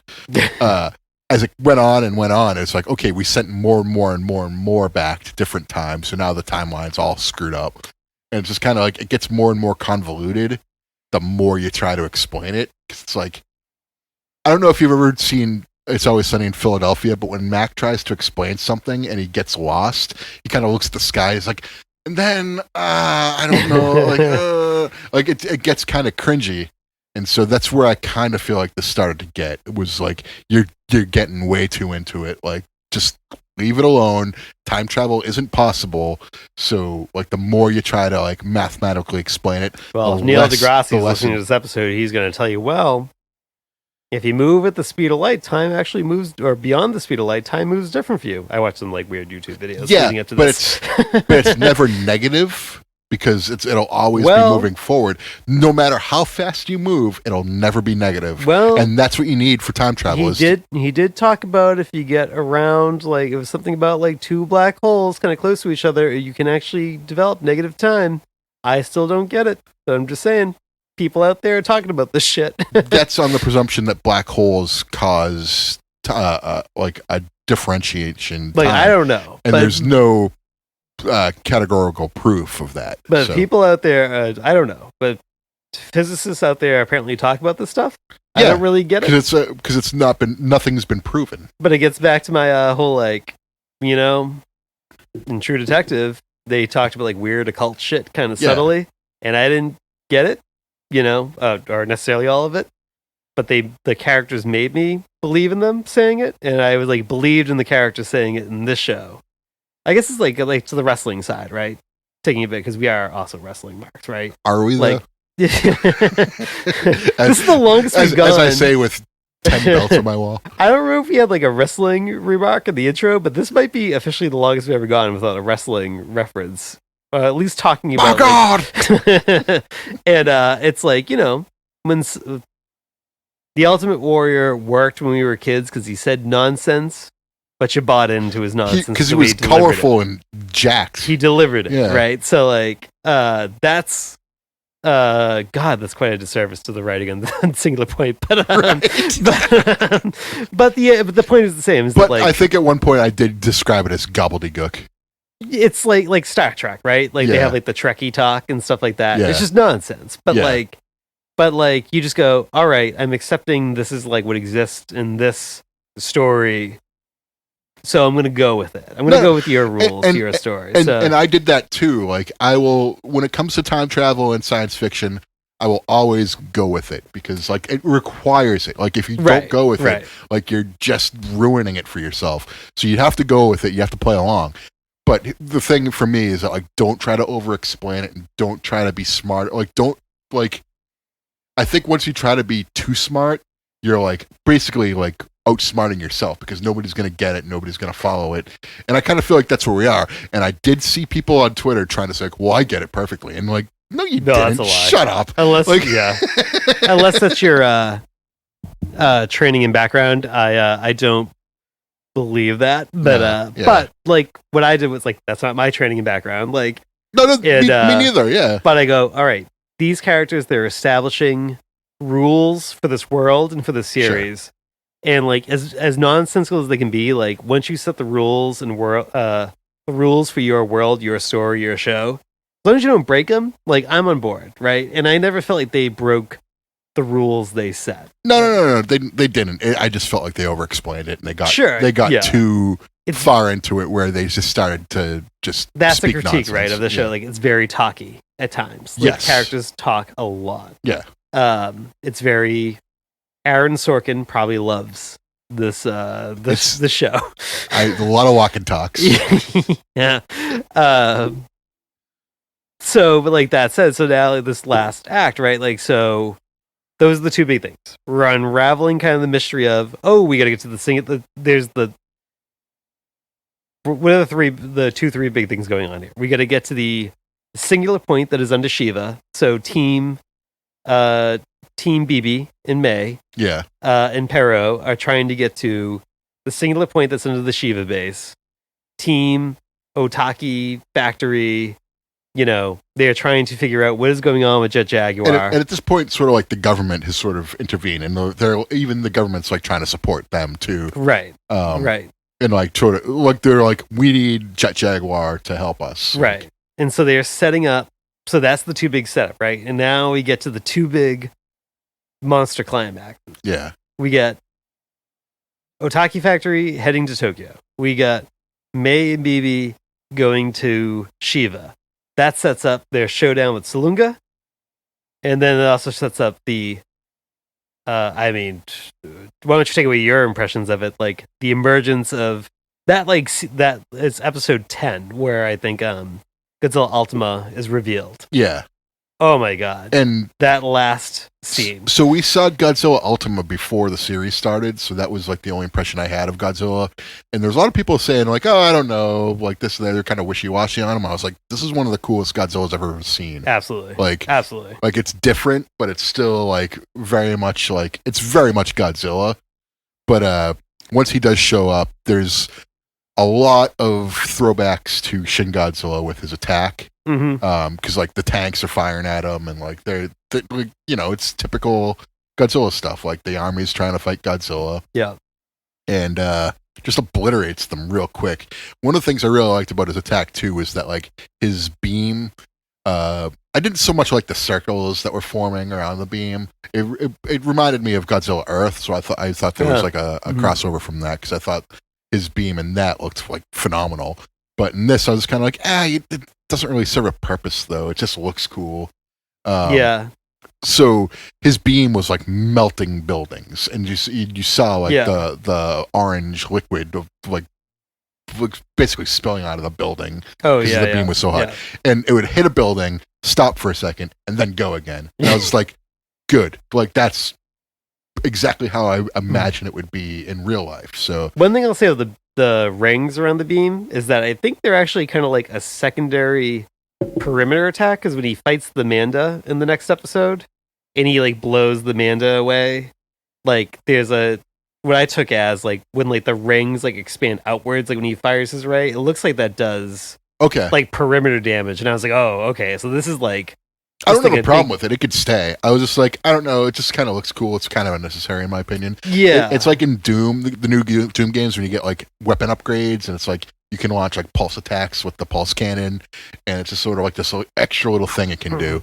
Don't have a problem with it. It was just for me like, I've seen it done better in movies that aren't quite as good as this. So, most Godzillas have charged, modern Godzillas have charged the beam from head to tail. This is the first Godzilla to go from tail to head. Yeah, it does start with the spines first, and then it eventually gets to the tail. Yeah. Which is like a newer concept. Like most of Toho Godzilla always just kind of like everything just kind of glows at once. Yeah, which makes sense to me. I think anyway is fine. I don't care. It's just dramatic effect. That's all. Yeah. That's all. It's just like a build up. So make it look cool. Like I like the legendary. It starts from the tail and it just sort of gets bigger and bigger and bigger. Right. And then there's like this big climax, and then this version it just does it the opposite direction, which fine. Yeah. Same thing. Yeah. Right. So where was I going to take that? So, like, I feel like it's all kind of like that second to last episode, right? Is like, I think like when the second to last episode aired, I think I sent you a message goes like, it's like this episode could have just been titled "A Good Jet Jaguar Goes to War," because like that's all it felt like. It was like they're just setting up like you felt like the stakes were super. First time, this was probably the biggest example of how I wish this. I just didn't watch it previously and just watched it on Netflix in English, because this was like an episode where like May showed her personality a little bit more. It didn't really translate too well the first watch through, and maybe it was just like the translation I got, it wasn't accurate enough for me. But this version I was like, oh, so May's like pretty much making fun of her AI. Like, I'm the first AI to travel through time. And she's like, yeah, great, whatever. She like, totally big leagues them. And I'm just like, that's kind of funny. But like, another thing with the translations was, this is the point where Jun kind of says, like, there's like coordinates given in the signal. And they're like, where is this? He goes, oh, it's Tokyo Park or whatever. I forget what it was. And he's like, how do you know that? And he's like, oh, and this in the Netflix English version is like, I was in a cartographers club in college. And I was like, okay, it's better, but like you wouldn't remember like latitude or longitude coordinates, I don't think, like sure, yeah. Just in my opinion, like it's like how like it's been years removed since you've done this. Like, why would you remember those like particular numbers? Like, it's still unbelievable to me. Like, I think what should have happened was he goes, oh, how do you know that? And he just holds up his phone and goes, Google Maps or Waze. Yeah, you did not like that he said he was in a map lovers club. You did not like that. But the second time around, I was like, well, it's better. Like, and that's where I think like I wish I didn't watch it this time, because like it just the translation like just there was just something wasn't there. It was too literal. Yeah, and it didn't quite get to the English side to me. But like that being said, I forgive it, and it's sort of a throwaway line where I didn't like the characters, but watching it all in English. But you're not the only one who like. I mean, going by social media reactions, like a lot of people picked on that, whether they like it or hate this series. Like, and it was explained like, oh, like in high school, like people do clubs like that all the time in Japan. I was like, okay, it's a cultural thing. Like, I'm not like I wasn't saying anything like how it's like stupid. I was just saying like here in America, like a map lovers club does not exist, where it's like a cartography club in college might, Sure. Like it's probably two people, but maybe it's a thing. I think it's just a joke just didn't land. Is like, but I think like if they gave Jen a little bit personality and they just said Google Maps, like I would have been like, oh, dick. We gotta keep in mind this also takes place in 2030, which is like very glossed over. But I guess that's why you can have like, you developing like super AI. And if I'm mispronouncing his name, sorry. Well, I don't know how they said it in the English dub. I only watched the sub, so I don't know how they said it in the English dub. But so yeah, that penultimate episode like did not really. That's like the one episode, like other than like when they're like all kind of like waving goodbye to like Jet Jaguar at the end. It was just sort of like a talkie episode. It didn't. Yeah, that's like the one episode that I can affirmably say didn't really do anything for me. Yeah. But I also like there's so many shows I like where it's like I feel like the penultimate episode like just doesn't do anything for me. I was about to make a really weird reference. Actually, I guess we've come this far, so I just really got to commit to it. So so I mean, like the penultimate episode of Angel just doesn't really do anything for me either. I wasn't expecting that. Never watched it, so I have no idea. I love that last season, but never watched it. Yeah, that's a whole separate podcast. But so anyway, did you know I had that last season on DVD? No. Oh, well, we'll talk more offline. I didn't. Things I've learned about you in the past year. You like Breakfast at Tiffany's and Angel. I swear the Breakfast at Tiffany's thing has come out before. Not for me, no. Huh. I don't have a problem with it. I like the movie. Cool. Yeah. I mean, have a couple claws, watch that movie, it'll hit you. I like Breakfast Club, so I mean. Yeah, very similar. Not really, but like those are kind of like the movies, like, you don't really talk about too much. I guess that's true. Yeah. Yeah. I guess why would my like of Angel come up in conversation? But anyway, so but that last episode, right? Like, I mean, we will say this is. It was the first time I was just like, I kind of feel like a dick for all the trash I've been talking. No. So one like little kind of like backstory thing or not backstory or trivia, just one thing I want to point out that doesn't really have to do with like our impression of the story. Like, they had a lot of 2D animation in the last episode, which is like Salunga's 2D animated at a couple points. I think Jet Jaguar is like 2D animated a couple points. Like, kind of interesting that they threw it in there. Like, that's obviously a much more costly and time-consuming animation style. I thought Salunga looked like great when he was like 2D animated, and maybe I thought it was like totally scary when he was like staring down like the head of Shiva, who had like these black eyes. And it like kind of made me wish I was like, oh my god, I wish this whole series was done like that. I like the art style and the animation style, but yeah, it's super expensive now. Yeah. Super time consuming, but I thought it looked great. No, agreed. But that was just a little like aside from but yeah, this is like it all culminates, right? Like Team May, Team Yoon, fighting their kind of like respective like final battles. Time travel on full display. Yeah. I don't know. What were your thoughts? This to me was the first time I was like, oh my fucking god! Like if they did every episode like this, it would be the greatest thing of all time. First of all, you have like, and this is like the big thing that happens. Like the Orthogonal Diagnolizer was like about to go off, and like they need this code from May, and nothing like I forget the name of the AI. Yeah, but they were just like, I don't have the code. There's nothing here. Like, and so they're like worrying, and like, Yoon is like falling off of Godzilla. Basically, he's like crawling on Godzilla. But already before that, Yoon, Jet Jaguar said, he goes, "I forgot something. I remember I forgot something." Yes, before Pero says that. Yeah. So it's really good with that because eventually, like, Jet Jaguar catches Yoon and they crash. And then, like, the Orthogonal Diagnolizer goes off, and it sort of awakens Jet Jaguar. Like, Jet Jaguar basically was He is the Orthogonal Diagnolizer. Yes, yeah. So he awakens, his memory comes back to him. So it's kind of like Tello when he remembers all his spells. good FF4 reference. Yeah.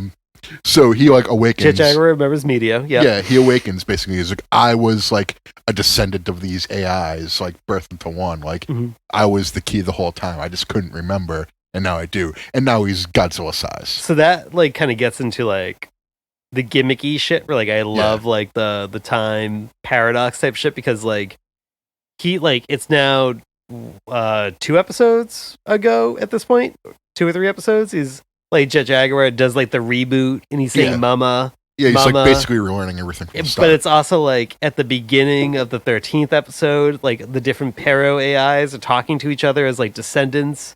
There's the baby Pero crying, and it's learning to say "Mama," and it was like, oh, Jet Jaguar was already doing this learning, like what the Pero AI kind of explains in the final episode of like going back in time, learning itself, like basically repeating its life over and over and over again to like how to at least hold off Godzilla or prevent the catastrophe. Like we have seen Jet Jaguar now doing for 3 episodes. Like now it all makes sense, like that like erratic behavior, and I was like, oh, I love this like gimmicky time travel shit. At the same time, when Pero kind of figures it out, they meet with Ashihara. Oh yeah, he sees him like kind of like working on it. And he's like, what the hell is this? Yeah. So it was all sort of tied in because Ashihara is sort of like this mystical figure that like they're all like trying to follow. Like he knew what was happening and he's dead, so like we don't know. Like we're basically following in his footsteps. And but then on the other side, like Jet Jaguar is enormous now and he's fighting Godzilla, and I was like, out of nowhere, didn't see this coming. This is awesome. Yes. And then we get probably what is, I think without a doubt, probably in my like, I'm not going to say top 5. I'm going to say top 10 greatest Godzilla moments. Godzilla blowing off half of Jet Jaguar's head. Yeah. And Jet Jaguar saying thank you and goodbye. Yeah. While half his head has been blown off. Just like that moment as a whole. When I was watching that, I was like, oh my God. I agree with you. So good. I can't get enough of that. And this is why I was like, this is the first time for this whole series where I was like, oh, fuck, this is so good. Yeah. This is like, if I were rating this episode alone, it would be a 5, and it would be arguably like one of the best Godzilla things that's ever happened. I'm like almost tearing up laughing about like my like I will never forget my reaction to going, okay, he just like fired his rage at Jaguar. Okay, he's kind of like rolling and stuff. Oh, half of his head is missing. Oh my God, that's incredible. and then he, like when he turns around and says like thank you and goodbye, I was just like, yeah. And then granted, Godzilla then does blow Jet Jaguar apart, but then he explodes into the OD. Yeah. That's what basically causes the series to end. Is like instead of the red dust being turned into like spikes, it's like this big. He basically turns like Godzilla's ray into spikes. Right. And it's all blue now, and it's like it's everywhere. Like it's not like just, literally around the world, because there's a lot of like little news blips and background blips. So the Rodans have spread the red dust across the entire planet. Yeah. So another thing we haven't touched on is like the red dust spawns these like new like life things that are like growing around Tokyo, and then like little moths spawn out of it, and they're like flying away. There's the Meganulons from they're from the original Rodan, which then obviously are become Megaguirus and Godzilla X Megaguirus. So you're talking about like when like you and like lands of Godzilla's back and like those like little creatures come after him. No. I'm talking about like the moths. We didn't really talk about that. Oh, the Mothras. When Mothra is like it's like this little gold stuff is falling. I'm gonna guess that's gonna be very much like a season 2 thing. But the way it was used in this was basically just being like, oh, this looks like an omen of war. Like moths don't usually fly away from battle. So does he say it in the English dub? Like in the Japanese dub, he says, "Oh, so he says those moths are." Yeah, he says like something like they're omens of war, but he goes, "But they look different." And he that's what they say in this. It's like they look like this particular moth, but it's a different color. It's the wrong color. Yeah. Again, it's another one of those things where they're taking the monsters and making them really tiny and making them normal size, so they just look normal. Like instead of being like enormous monsters looking like little tiny things, they're just little tiny things. I feel that's like I don't know. I guess we'll get to it when we kind of like wrap up the whole thing. But it's like I feel like there's a lot of stuff there's a lot of seeds planted, and I think the show has established that like when there is a season 2, like it can really go off the rails, and Good. like not off the rail. You know what I mean? In a good way. Off the rails season 2, like it kind of needs it because I felt like there wasn't really enough. Like it wasn't crazy enough. This season has established that like things are getting pulled through alternate dimensions. Yeah. Which means like, you know, you could get parallel Godzillas now. You can get parallel Anguruses now. Like those moths like can mean something else. Yeah. But and like I mean I guess if we think like where does the world kind of end like with this with Singular Point, right? Like so the Rodans have spread the red dust everywhere. But now like it's all crystallized. So in theory, like most of the world should be crystallized. Right. Like as I was saying that, I was like, oh my god, is it going to be like a weird like space Godzilla like coming down and like playing off all the crystals? But no, probably not. But Salunga will probably be back. Yeah. He has to be back. Has to be. I never thought of Space Godzilla with the crystals, but that's a good point. But like the everything this episode delivered from like the little fleas on Godzilla to yeah, those are the mega nuance. yeah, like everything, like this episode just fired on all cylinders and really hit. Yeah. Basically once that happens, like there's a sigh of relief and like, okay, we avoided the catastrophe. But then if you watch through the end credits, you get sort of you see what they're doing with the skill. Like they're moving basically the Godzilla skeleton. The reporter character is like working with the Steven guy who's maybe aligned with Shiva. Yeah. But maybe they're now doing something different. But like you see them moving the Godzilla skeleton throughout the series from one facility to another. But it's like a sort of like a throwaway part at that point. Like, what are they doing with that? Whatever. Yeah, they steal it from like the weird. Like, this is going to be like a critique that I'm going to have. Like, there's so many characters in the show that like it's hard to keep track, we have not referenced or glossed over a ton of them. And that's a failure on our part, and we're sorry. It's just too much. It's podcast. too much. It's too much. But like the end credit scene is basically they took this Godzilla skeleton, and what do? They Kiryu'd it, but it looks like a cross between like the original Showa Mechagodzilla and a skeleton. With people dressed like the Mysterians aliens working on it with Asahara, apparently. Yeah, Ashihara shows up at the end and it's kind of like, oh, okay. Cricket smiling it up. I was like, oh my god. I was like, what is this? What a great teaser. Great way to end the series to like tease it with something like more is coming. And that could mean like they need to pull in more monsters to fight this because Ashihara is now a bad guy. Or it could mean like Ashihara is building this just in case more show up. Like, I think it'd be great if it's like he lost his mind trying to prevent the catastrophe. That somehow he's fell creating through a time, second one, yeah. And now he's like wants to create the catastrophe. I don't know. Like it could be so many things. I will say, I get that like in the apocalyptic mushroom red dust cloud, there are some things within that cloud that look like Ghidorah heads. But still, I will give the show a ton of props for going an entire 13 episodes without a concrete King Ghidorah reference. Yeah, I love Ghidorah. It didn't seem like Ghidorah was necessary in this at all. Like at no point was I even thinking about King Ghidorah. I love Ghidorah. Probably top 4 kaiju for me. But I love that we got a little breather from Ghidorah being like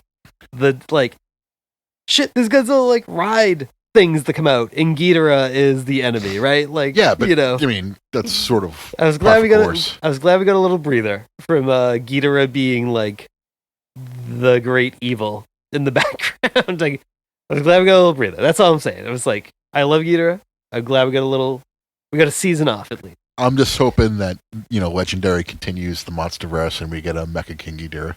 That'd be fine. Because we got a movie off from Ghidorah. That'd be fine. With the effects they're capable of, and bringing it like my favorite monster, and which is Mecha King Ghidorah. Like that would just be that'd be the best. If they fight in Boston again. I'm just more saying from the perspective of like, we got King Ghidorah in the Legendary movie. Ghidorah was in Planet Eater. in that Shin Godzilla Evangelion ride, King Ghidorah is the bad guy. That new Godzilla the Writhing that came out, Ghidorah is the bad guy.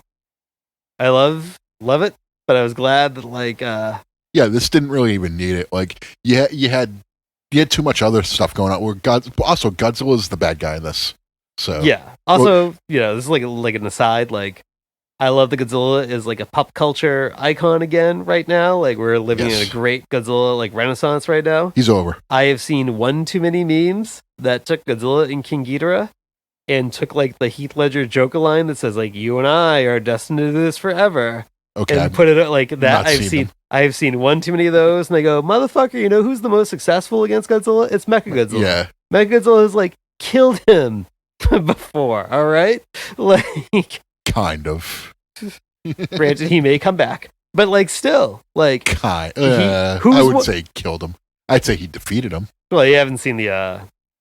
Well, I don't want to spoil it, but but Mechagodzilla has soundly defeated Godzilla multiple times, more so than King Ghidorah has. Godzilla said, "I didn't hear no bell." Yeah. So it's just I do like the Godzilla vs. Kong kind of combined the two. Yeah. That was good. Yeah. But I need a little breather from King Ghidorah being the big bad. Sure. Absolutely. It's kind of like when the first season of Conan ended, and then the second season you had a new anime. It's kind of like, all right, cool. Yeah. Okay. Exactly. The cartoon, you didn't watch that? No, I mean, if I could compare it back to Angel, I'm just kidding. Random stuff we watched that neither one of us knew about the other. So I guess we're heading into like our ranking stage, but I guess like we should kind of. Why do we like it? Why do we not like it before we kind of rate it and rank it? See, and here's the thing. Like, I wish I didn't watch it the first time because like it totally skewed like my opinion on this. Because then I watched it the second time, I was like, not nearly half as bad like when I was watching it on Netflix in English. So you think you would have liked it better if you went? Had I abstained like I thought I was going to.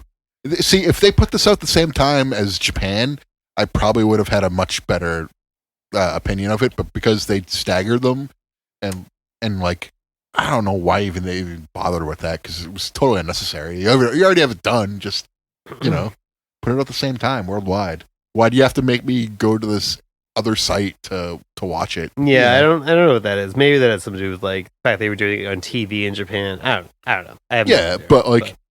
I wish I abstained and just watched it on Netflix because my opinion on Netflix is completely different from the first version. The first time, I didn't hate it, but I didn't love it either. I was just like, whatever. But the second time, I was like, this is pretty good. It's a little boring at times, but when it gets good, it's real good. So, my opinion on it changed. I do think that the fact that they had 5 episodes that were pretty much devoid of Godzilla was way too much. If this were like other series on Netflix recently, like Pacific Rim: The Black, the Resident Evil series, like those are 6 episodes long. Get in, get out. I think this would have worked better as 6 episodes where you start at episode 5 and move forward. You could press episodes 1 through 4 into one episode because you really could. Not much happens in those. So I had no problem with the length.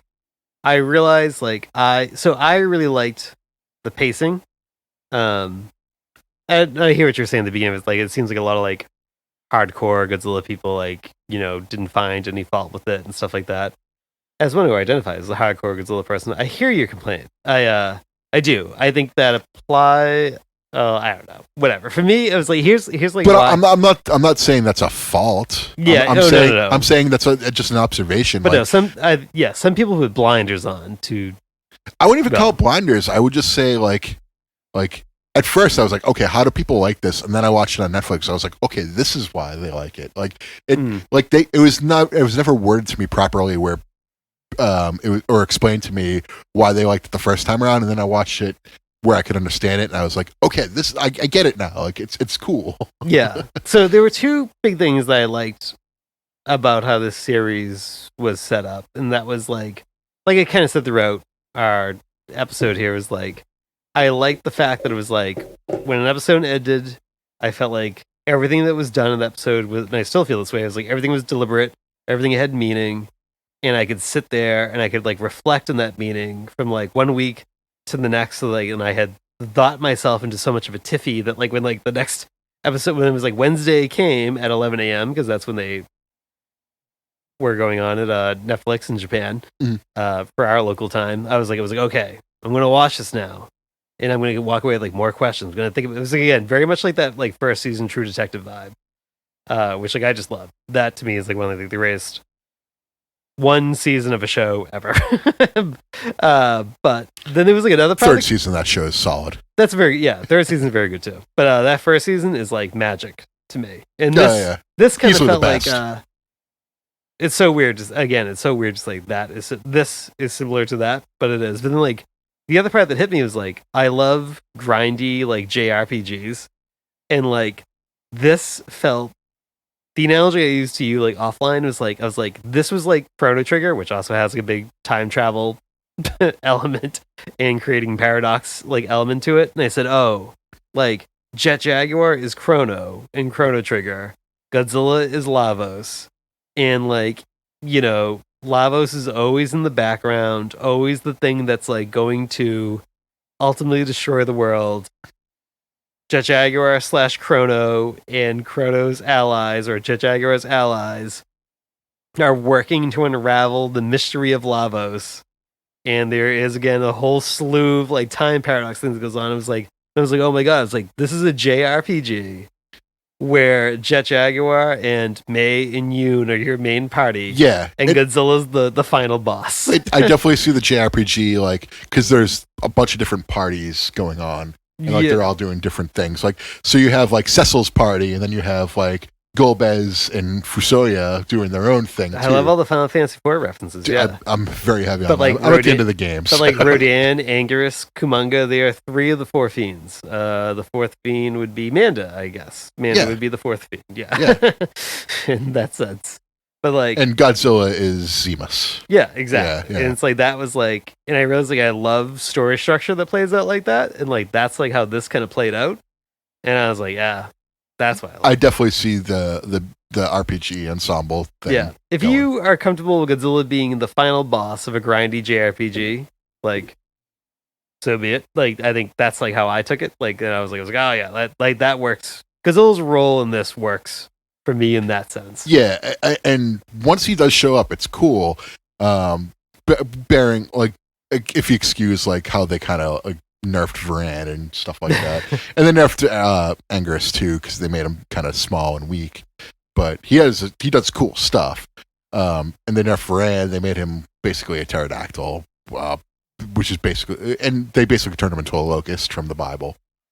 Which that worked for me. The role worked, but they kind of nerfed the monsters a little bit. Sure. So like it's a give and take. Like, okay, you're giving up their size and their presence, but you're getting story back. So right. It's I have no complaints there. As one who's like big on like Godzilla as a character, like I mean the Godzilla I grew up with, I guess for lack of a better term, most identify with is like, which is also the first Godzilla I was introduced to, is like superhero 70s Godzilla.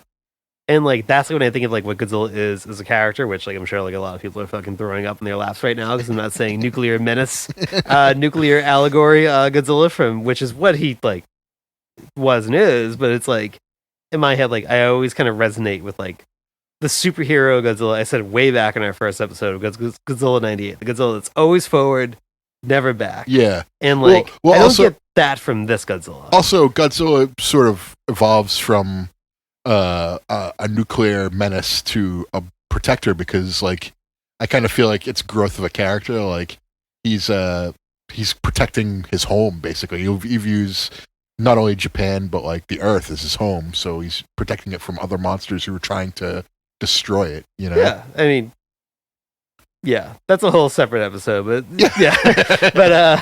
But like this Godzilla, I didn't like. This is not a Godzilla I looked at as a sense like it was like, oh, I got like a personality from this Godzilla. This is a Godzilla that is a truly the force of nature, yes, or maybe Agent of the Apocalypse Godzilla, where it's like Showa Godzilla is a personality. Hazy Godzilla He's the pale horse. Is a personality. Yeah. This is a Godzilla without personality. Legendary Godzilla is a personality. Shin Godzilla has a personality because he has a whole song written from his point of view that plays during the atomic breath scene, and so maybe that is like, even though he looks like a mindless zombie, is actually like the most like emo boy of all the Godzillas. But yeah, I wouldn't call him that. I just think, sometimes have you listened to the lyrics? Sometimes of that a song? sad song needs to get someone over. Sure, but but like this is a Godzilla that's like, I don't know. There's not like a personality's not there, but that's fine. But he's a cool looking Godzilla, but like Very cool. Yeah, not a Godzilla that like on a character standpoint that I resonated with. but he doesn't have to be. He just has to be like. I think Godzilla works best when he's working heel. Yeah, That's just my opinion. Like, I like when he's a good guy. One of my favorite Godzilla movies, he's definitely a good guy. But, like, some of my favorite movies and my favorite movie are when he's working heel. And I'm just like, yeah, this is fucking cool. yeah, but I mean, like, in like the 90s movies that I don't even like a ton, like, he's the best part of it because he's like a character with motivation. Yeah. Showa series, they're a little campy, but he's a character with motivations.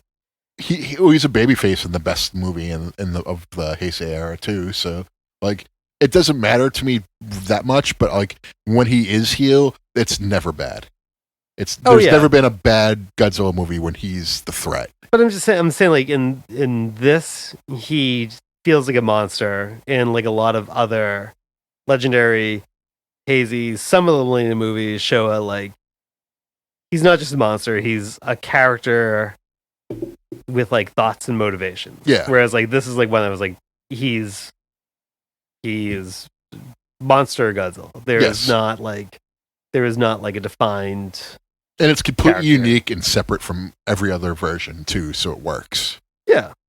Great design though. Love the design. A+. I think that immediately kind of goes into like maybe like a top. I mean, there's a lot of design, so I don't know, top percentile design. I don't know, like if I said top 10, I actually don't like know how many that eliminates it. I'm just saying it's a favorite. If you go through each Godzilla design movie by movie, this is definitely top 5. But if you do it like by era, like I don't know where he ranks by that, but like high up. Like I think it's cool and different, and there's nothing bad about it. Like I love it. Yes, I agree. Now, where does this rank in the grand scheme of things? And then also, where do we put it in our Meltzer star rating? Well, here's the thing. Well, first, I have to pretty much ignore the first time I was watching it and just go basically on the second time I watched it. And so what I did was I ranked each episode individually. Don't ask me to bring that up because Did you make a spreadsheet? I did not. So I did it basically on a calculator. Did you do it in your hand? Just No. some scratch paper? No, it was just basically on opinion. So what I did was I weighted the episodes where it's more talky by themselves and they're all 1s and 2s. And then I rated the episodes where there's action, and those are 4s and 5s. And so I weighted my ranking basically on that because I didn't think the last episode deserved to be lowered by like talky episodes. I thought the talky episodes deserved to be raised up by the finale, which I gave 5. Like, there's no way I didn't. Like, so my ranking for this averaged out to be a 3. Which I think. I wish we weren't in your room so I could do a spit take without guilt, because I was literally taking a sip of my White Claw. So I thought that might surprise you because, like I said, I was like, if I ranked this on my own, it would be a 2, and that would be based on the first watch through. But I watched it again on the English version, and I was just like, well, it's a lot of talking. If you can get through that, you get to some really great stuff, which shouldn't be lowered. It should be raised up. It should raise up the other stuff. So 3, I think, is a solid spot for this because this should be a good building block for seasons 2 and hopefully 3, where there's more action. And because that was a real flaw of this, was it was just so light on the action, I felt like. And that's how I was viewing it. I was like, this is kind of like 2014 again, like where they Jaws it and they kind of backload all the fun stuff. And I love Jaws. It's one of the best movies ever made. But diminishing returns every time they tried to do it again. The only thing I'll disagree, like your Jaws comparison to this, like I get that with 2014 is they pull away from the action. This I feel like they did the action, and then they said, "Well, it's we're short, done. It's we're short done bursts. Here. That's what I'm like. It's we're done here." And so they move on from it very quickly, and to me that's a flaw. Like, don't like. I love Jaws, but like enough. I didn't feel like I was missing anything off screen in this. I just feel like Godzilla did his thing, and then he goes, "I'm at rest now." That's what I'm going to do now. Jaws, it's like an implied thing, like off screen. Because here's the thing about Jaws. It would have been so much better if they didn't cut out all the stuff they did. Because they cut out some like very exciting and like terrifying things. Yeah, I would agree with the Jaws comparison if it was like they came back and said, "Oh yeah, there was a Rodan that flew at him. Yeah, shit, he just fucking one-shotted him." And then he gave him the old Halo teabag and moved on. Like, then I go like, okay, yeah, they Jawsed it there. But I just think it was like Godzilla did his thing. I would have said that's a 2014 thing. Yeah, yeah.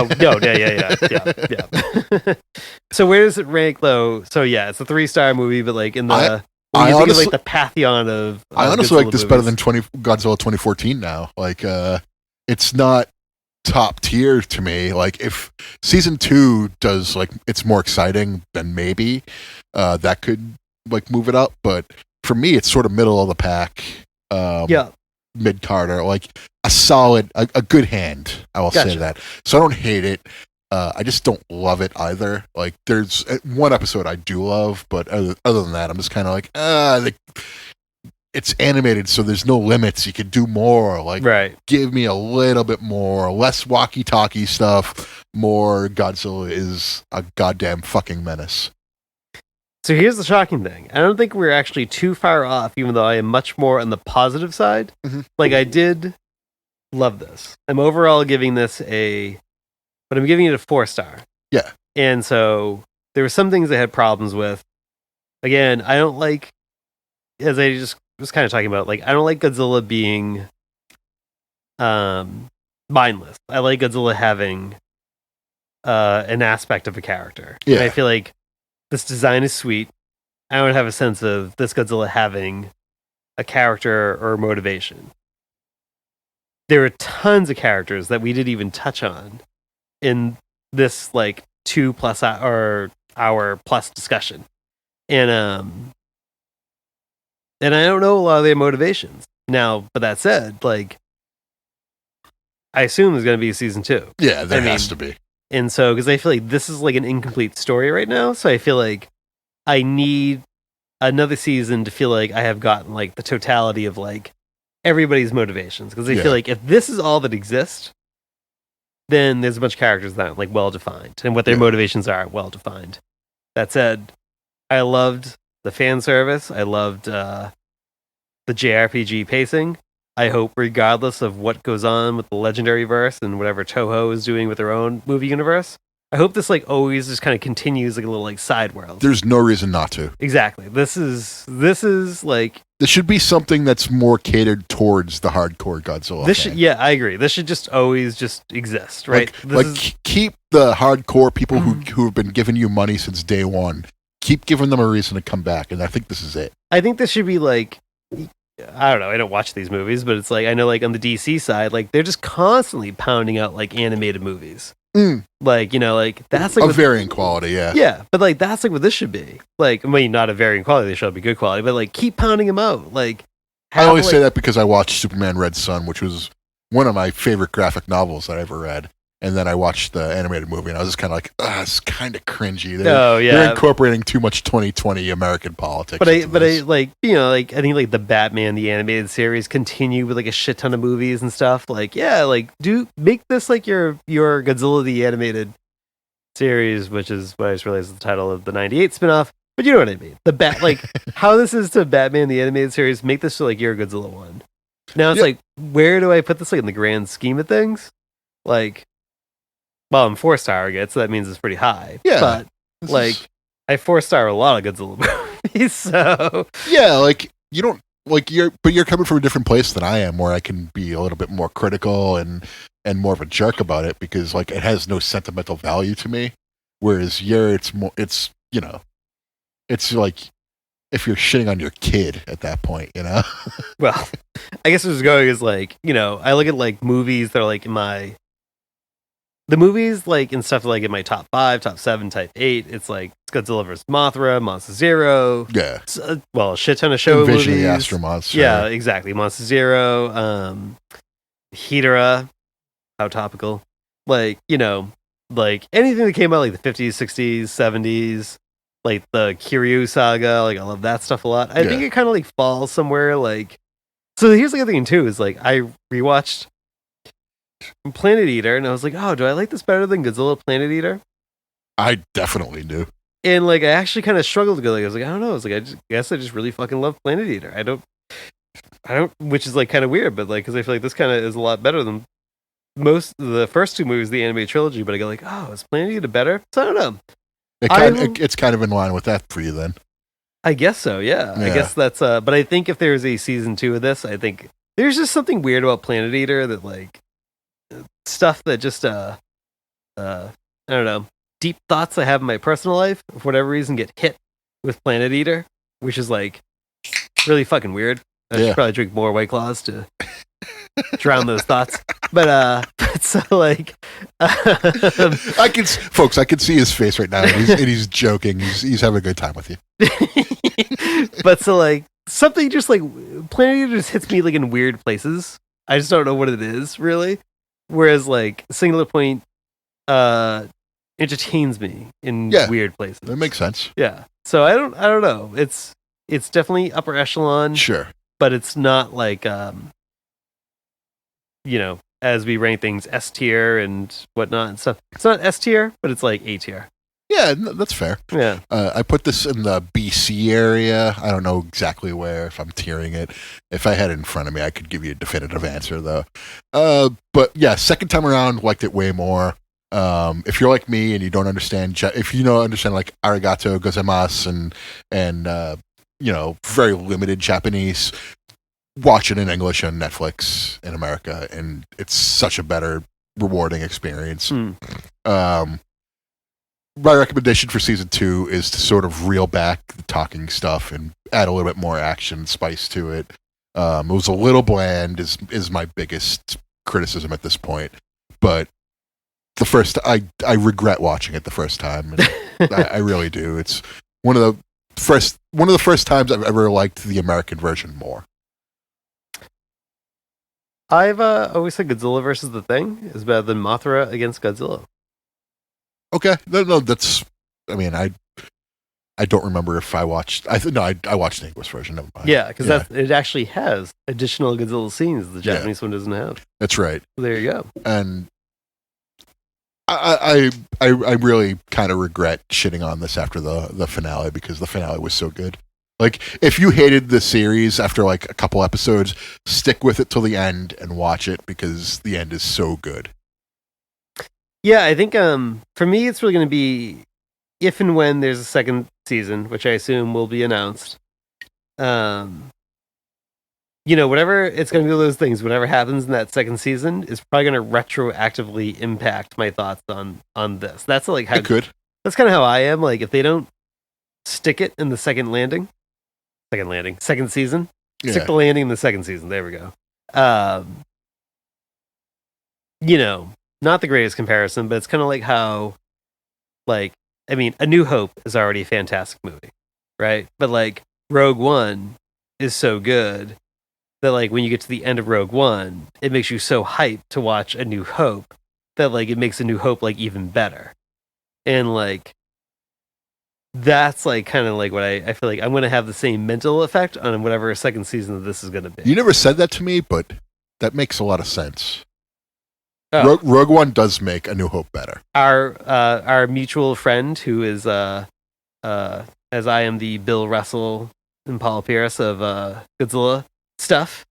Our mutual friend who is that sort of same type of Star Wars. Yeah. Like we have talked often for long lengths of time about that's the best thing you could say about Rogue One to me is that it makes A New Hope better, and I'm like, yeah, it does. Yeah. So, like, season 2, because I feel like so many seeds were planted and it's going to be, like, time travel shit. Like, a second season of this, done well, can make some of the critiques that I had about this season better, because then I'll have like a total picture, a more fuller picture. I'm the opposite, because that did not happen with King of the Monsters to 2014. Like, I view 2014 pretty low, but King of the Monsters is very high, like higher than most people view it. So 2014 could literally exist like in an island. yeah. But I think, well, I guess like in terms of like stuff that I like, a lot of people say Planet Eater makes the first two movies of the trilogy and better. to me it doesn't. But yeah. So here we are. We have ranked it. Like I said, as of and I delivered. It was higher than you thought I would give it. But as of this, as a quick like little recap, like as I said like a little while ago, like as of this recording, we do not have any new Godzilla properties announced. I'm optimistic that something that can be remedied, because I feel like Toho would be foolish to say, okay, Ray was done. Listen, Toho loves milking Godzilla for all he's worth. And we are riding. But they also love shutting it down. But we're riding high right now. Yeah. Toho is counting their money right now. Yeah. So without a doubt, something is going to get announced. I feel like, no, I don't know. I have a feeling that I know what's coming next for Godzilla, and it's going to be pretty sweet. Well, Toho said like there's supposed to be a World of Godzilla. This is right before the pandemic. They said we're going to reboot our own.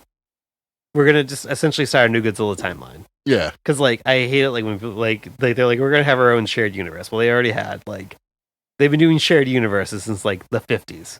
Yeah. You know, they are like the not the originators. Universal's the originator, Yeah. but like they are like, but they have done it well. You know, Oh, yeah. And for decades. But there's no reason why they can't use Shin Godzilla as a launching point and make that part of the new timeline. And I think I like Shin Godzilla living as like a story into itself, and not. I don't know. I feel like if you do a sequel to Shin Godzilla, I feel like it almost like retroactively negatively impacts. I like the way Shin Godzilla ends. I like the fact that it's like you don't know what the fuck is going on with those humanoids coming out of the tail. yeah. And like I just feel like you make any story about that, like it's probably just not going to live up to like my mental expectations. Okay. So I kind of go like, that's a great, just let it live by itself. Start fresh, and actually probably do something a little bit more traditional, for lack of a better term. Okay. Yeah. I'm going through puberty again. No, that's fair. I just like Shin Godzilla so much that it's just a shame that they didn't capitalize on that as like a launching point for more. I feel like with the humanoid things coming off it, with the face and the tail, there's so much more there. You know what I mean? Absolutely. It's kind of like Terminator 2, you know, how it just sort of like there's so much meat in that bone that it's just a shame that it ended there for 11, 12 years, you know? I guess I look at it as like Shin Godzilla is so unique, and I love it. I mean, like it's probably like my third favorite Godzilla movie, and I think that's where I put it too. Third and or like fourth. it's so unique that I feel like if you make sequels off of it, you water down that movie. Fair And enough. they go make that like just live by itself, and then like maybe give it like I don't think that's a Godzilla that could, like should be expanded over like 10 more movies. Here's what you don't do. Just don't give me 10 Cloverfield Lane for Godzilla. No, I want something that's like like I don't want the basically a play in a room. I want like the you know, I think you can't I don't think you can like start a franchise with like a reboot of like 1954. I think you need something that like is a Godzilla movie that Godzilla can make a comeback, but then also be a Godzilla that can like have versus movies and like you know, grow as a character. Like it doesn't have to be like almost like it doesn't have to be like the legendary one. Like it can kind of be like do like you know what? Do the 90s movies over again, but like do them way fucking better. Do that. Like don't make the human cast like boring and drab. Like don't make like the monster fights just like two monsters standing like, you know, far apart doing the heat the rays. beams. Like I was Yeah. gonna say, like the Western style, like that many paces apart, and just fire your beams down at each other. Yeah. Like, do that, but better. Like, give it mix your Showa stuff and your Heisei stuff together. Do that. I'm on board with that. Yeah. So, who knows? We're just spitfiring here, Yeah. but this wasn't as bad as I originally made it out to be, and I apologize if I offended anybody with my nonsense. Well, you didn't offend me. I know, but the Twitter people. Don't worry about them. I don't. They're just eggs on a blue background.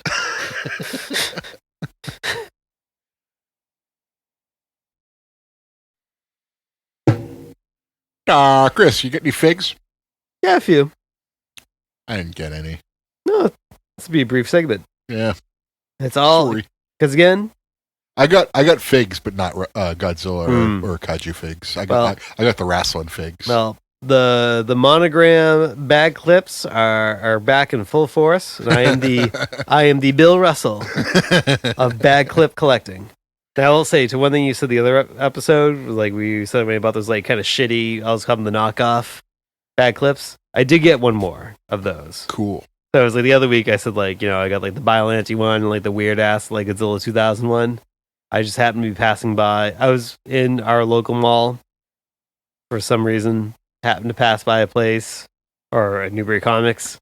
Walked in, looked around to see what they had for random blind bags. See if they had any Funko Pops. Maybe I buy that if they had it. All they had was They have tons of Funko Pops there. they do, and they have the giant size Kong ones, but that's not my bag. I just didn't do that.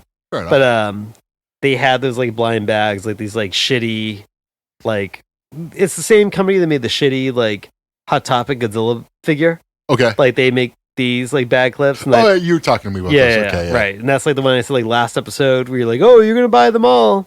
And like I bought like one more, and I was like, I gotta get like one more. And it was like this like Mothra Leo, and the sculpt is fine, but like instead of painting Mothra's wings on, they're just like a decal, and it's like really shitty. Okay. And like after I got that, I said, you know what? I said, I think that's enough. That's enough for me. That's enough. I would like to find like they make a Shin Godzilla one. I would like to see how that looks like. Maybe buy that. But boy, oh boy, is that line shitty. But in terms of again back to the monogram ones, well, they came with an Ultraman set, yes. and I'm not so. In my head, I don't need to complete the Ultraman set to complete my Godzilla bag clip collection from Monogram, of which I'm only missing 4 or 5 pieces right now. But I did get all the Ultraman pieces I want, which was 7 of them. Quite a few. So now I feel like stick it. it's only a 10-piece set. So now I kind of feel like I might as well just get the other 3 at some point. Yeah. But it's based on the Ultraman anime series that's on Netflix, which I like. I thought it was okay. Yeah, it's okay. But the Ultraman characters are based on like a lot of like the Showa Ultraman shows, so I kind of feel like it's like one and the same. So I got all them, and like Ultraman, Ultra 7, Ultraman Ace, Ito, who is like, I forget what the alien is called in the Showa series, but I also got the there's a battle damaged Ace. That was kind of nice. I like that. Yeah, I mean these are really the micro brawlers of the Godzilla world. Yeah. No, I just have the Minula one, so I know what you're talking about, and you're right. They're a thing of their own. Like nothing else looks like them besides like micro brawlers. Yeah. Not my thing, but like you are I'm the Bill so Russell. deep in. I am the Bill Russell. Yeah. I am only missing 2. So And I'm a Boston Celtics fan who actually cheered for Bill Russell. That's a deep cut. I am only missing from the original 2016 wave that was based on 2014, the Godzilla 2014. There's a Mothra egg that I'm missing. Yes, yeah. A Ghidorah with a variant face from the one that I have. and Okay. there were two chase variants of Godzilla. That's all I'm missing. Four bag clips. That's all I'm missing. That's like almost 70 bag clips altogether. But if you think about it, like, you need them. Like, I went kind of nuts with the NECA figures. I wish I spent fucking half as much as I did and could get into bag clips because there'd be so much more space available for figure display. I don't know if you noticed, but I went on our Twitter the other day and I tweeted at Monogram Collectibles with a picture of all the bag clips. And I said, hey guys, I'm only missing 4. Look at how many I got. Kind of hoping they would hit me up and go, what 4 are you missing? Maybe we can work a deal. That didn't work. That plan failed. Well, maybe they listen to the podcast and they'll hit us up this way. Maybe. Monogram, do you want to make like an endorsement deal? Do you want to like do you want to send me some stuff? Yeah, send Slick Do you some want to be stuff. do you want to be our first sponsors? You'll be a hero. Hero. That's for Dan. So that kind of does my collecting segment. That's all I got. Yeah, I didn't get anything, unfortunately. All my figures were wrestling based, which I said I was going to get like 20 at most, and now I will take a look at it and I'm like, 50. I think 50 is Take my a look spot. at them. Well, as I talk to you, I'm looking directly at them. Mm. So I'm just like, yeah, I think 50 is probably going to be my landing spot because I'm probably about close to 40 at this point. Well, And I have 6 more coming. So, I guess that does it for the purchases, which I guess that means we have to move on to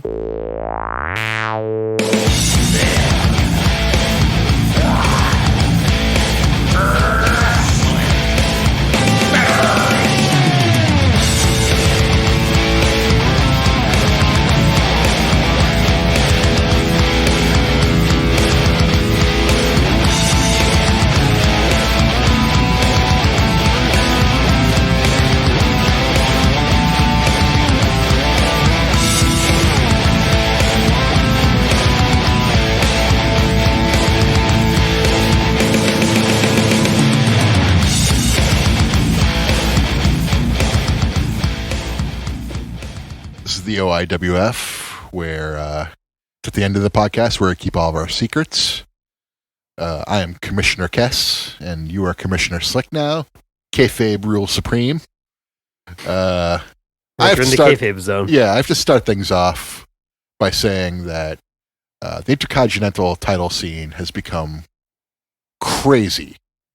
No, why don't you lay it on us? So crazy in the fact that I have ruled that Playmates Hong Kong Godzilla and Playmates Gigan, neither will compete in the number 1 contenders match for the Intercontinental Championship. I've also ruled that if either party interferes in either of the number 1 contenders match or the title match, that neither will be able to challenge for the title ever again. It's a fierce restriction right there for a title that has become really a hotly contested title. It's right now GMK has had to deal with 2 Cursed Order attacks, and he's injured, but he'll be back soon to defend the title against either Bandai GVK Mechagodzilla or Bandai Showa Mechagodzilla. Fuck. I mean, that's what a tall order for any champion to come back to. If you think about the history, nobody's done better against Godzilla than Mechagodzilla. That's right. So that's right. GMK has never had to go up against Mechagodzilla in his history. I don't believe so, no. Yeah. So this could be a tall order. Yeah, this is a hill to climb. Hill to climb for GMK to hold on to that title that he has held on tight to. But I have ruled that if anyone gets involved, you're never challenging for the Intercontinental title ever again. These will be fair competitions, and I will accept nothing less. Now, everyone says the steel cage is what's supposed to keep people out, but it sounds like the verbal cage that you have built is going to be what is going to keep people out. Well, I just feel like as commissioner, it is my responsibility to lay down the law when need be. And I really have backed away. You know, when the Trendmasters of the universe were doing their thing, I was like, oh, this is cool. But I've really been, it's a hands-off approach. And They should call you the Kester, because you like to, I like to stir the pot. Oh boy, that was a good one. And they are the Trendmasters of the Universal Pot. I still have that 2002 NWO DVD. I still have it. Anywho, but yeah, so that's going on the Intercontinental title scene. GMK will be back after the number one contenders match to defend this championship. And then from there, we'll see what happens. I guess before we get into recapping what happened with the Mid-Atlantic title over the past 2 weeks, we received word while we were recording our very brief and abbreviated singular point episode. We received word that Bandai Titanosaurus, the OIWF World Champion, is going to address the OIWF Universe about issuing a challenge for his OIWF World title. He is a fighting champion. He only wants the best competition. He's going to lay down that challenge. He's going to address the OIWF Universe sometime over the next 2 weeks. Oh my! Hopefully that goes without incident, and a rightful challenger appears. I see no reason why it wouldn't. Exactly. But that being the richest title in the land, also another title just equally as prestigious as the Intercontinental title, the OIWF Mid-Atlantic title, was defended. And my word, what a what a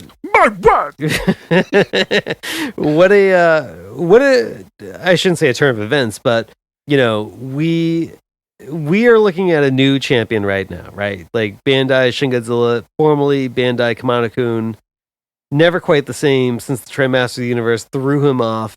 It seems like once he fell off that scaffold, he pulled down the straps, and he's got a second gear now. Yeah, he is. He is not the same kaiju that emerged from that scaffold match with the Trendmasters of the Universe.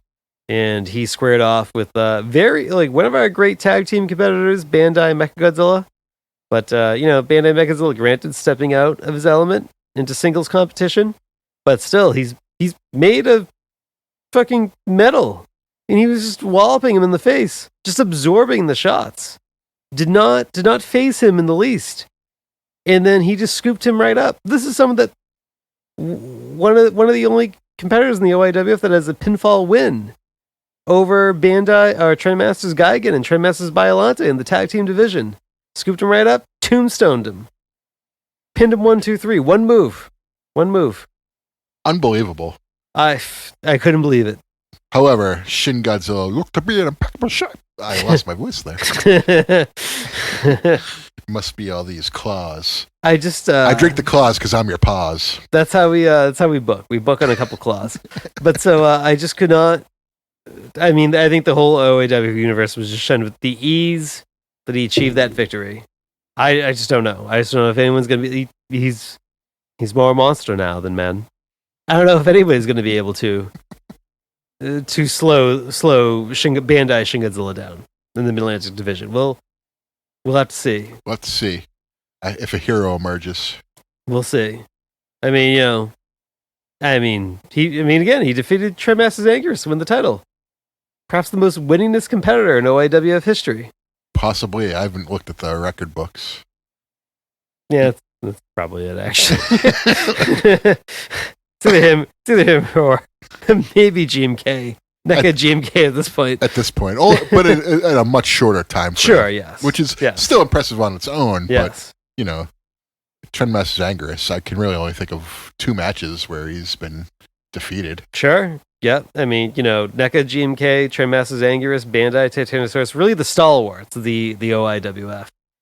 And, but now, we're seeing it both play out in the Intercontinental picture, the Mid-Atlantic picture, really new stars rising. Turbulent times ahead. Turbulent times.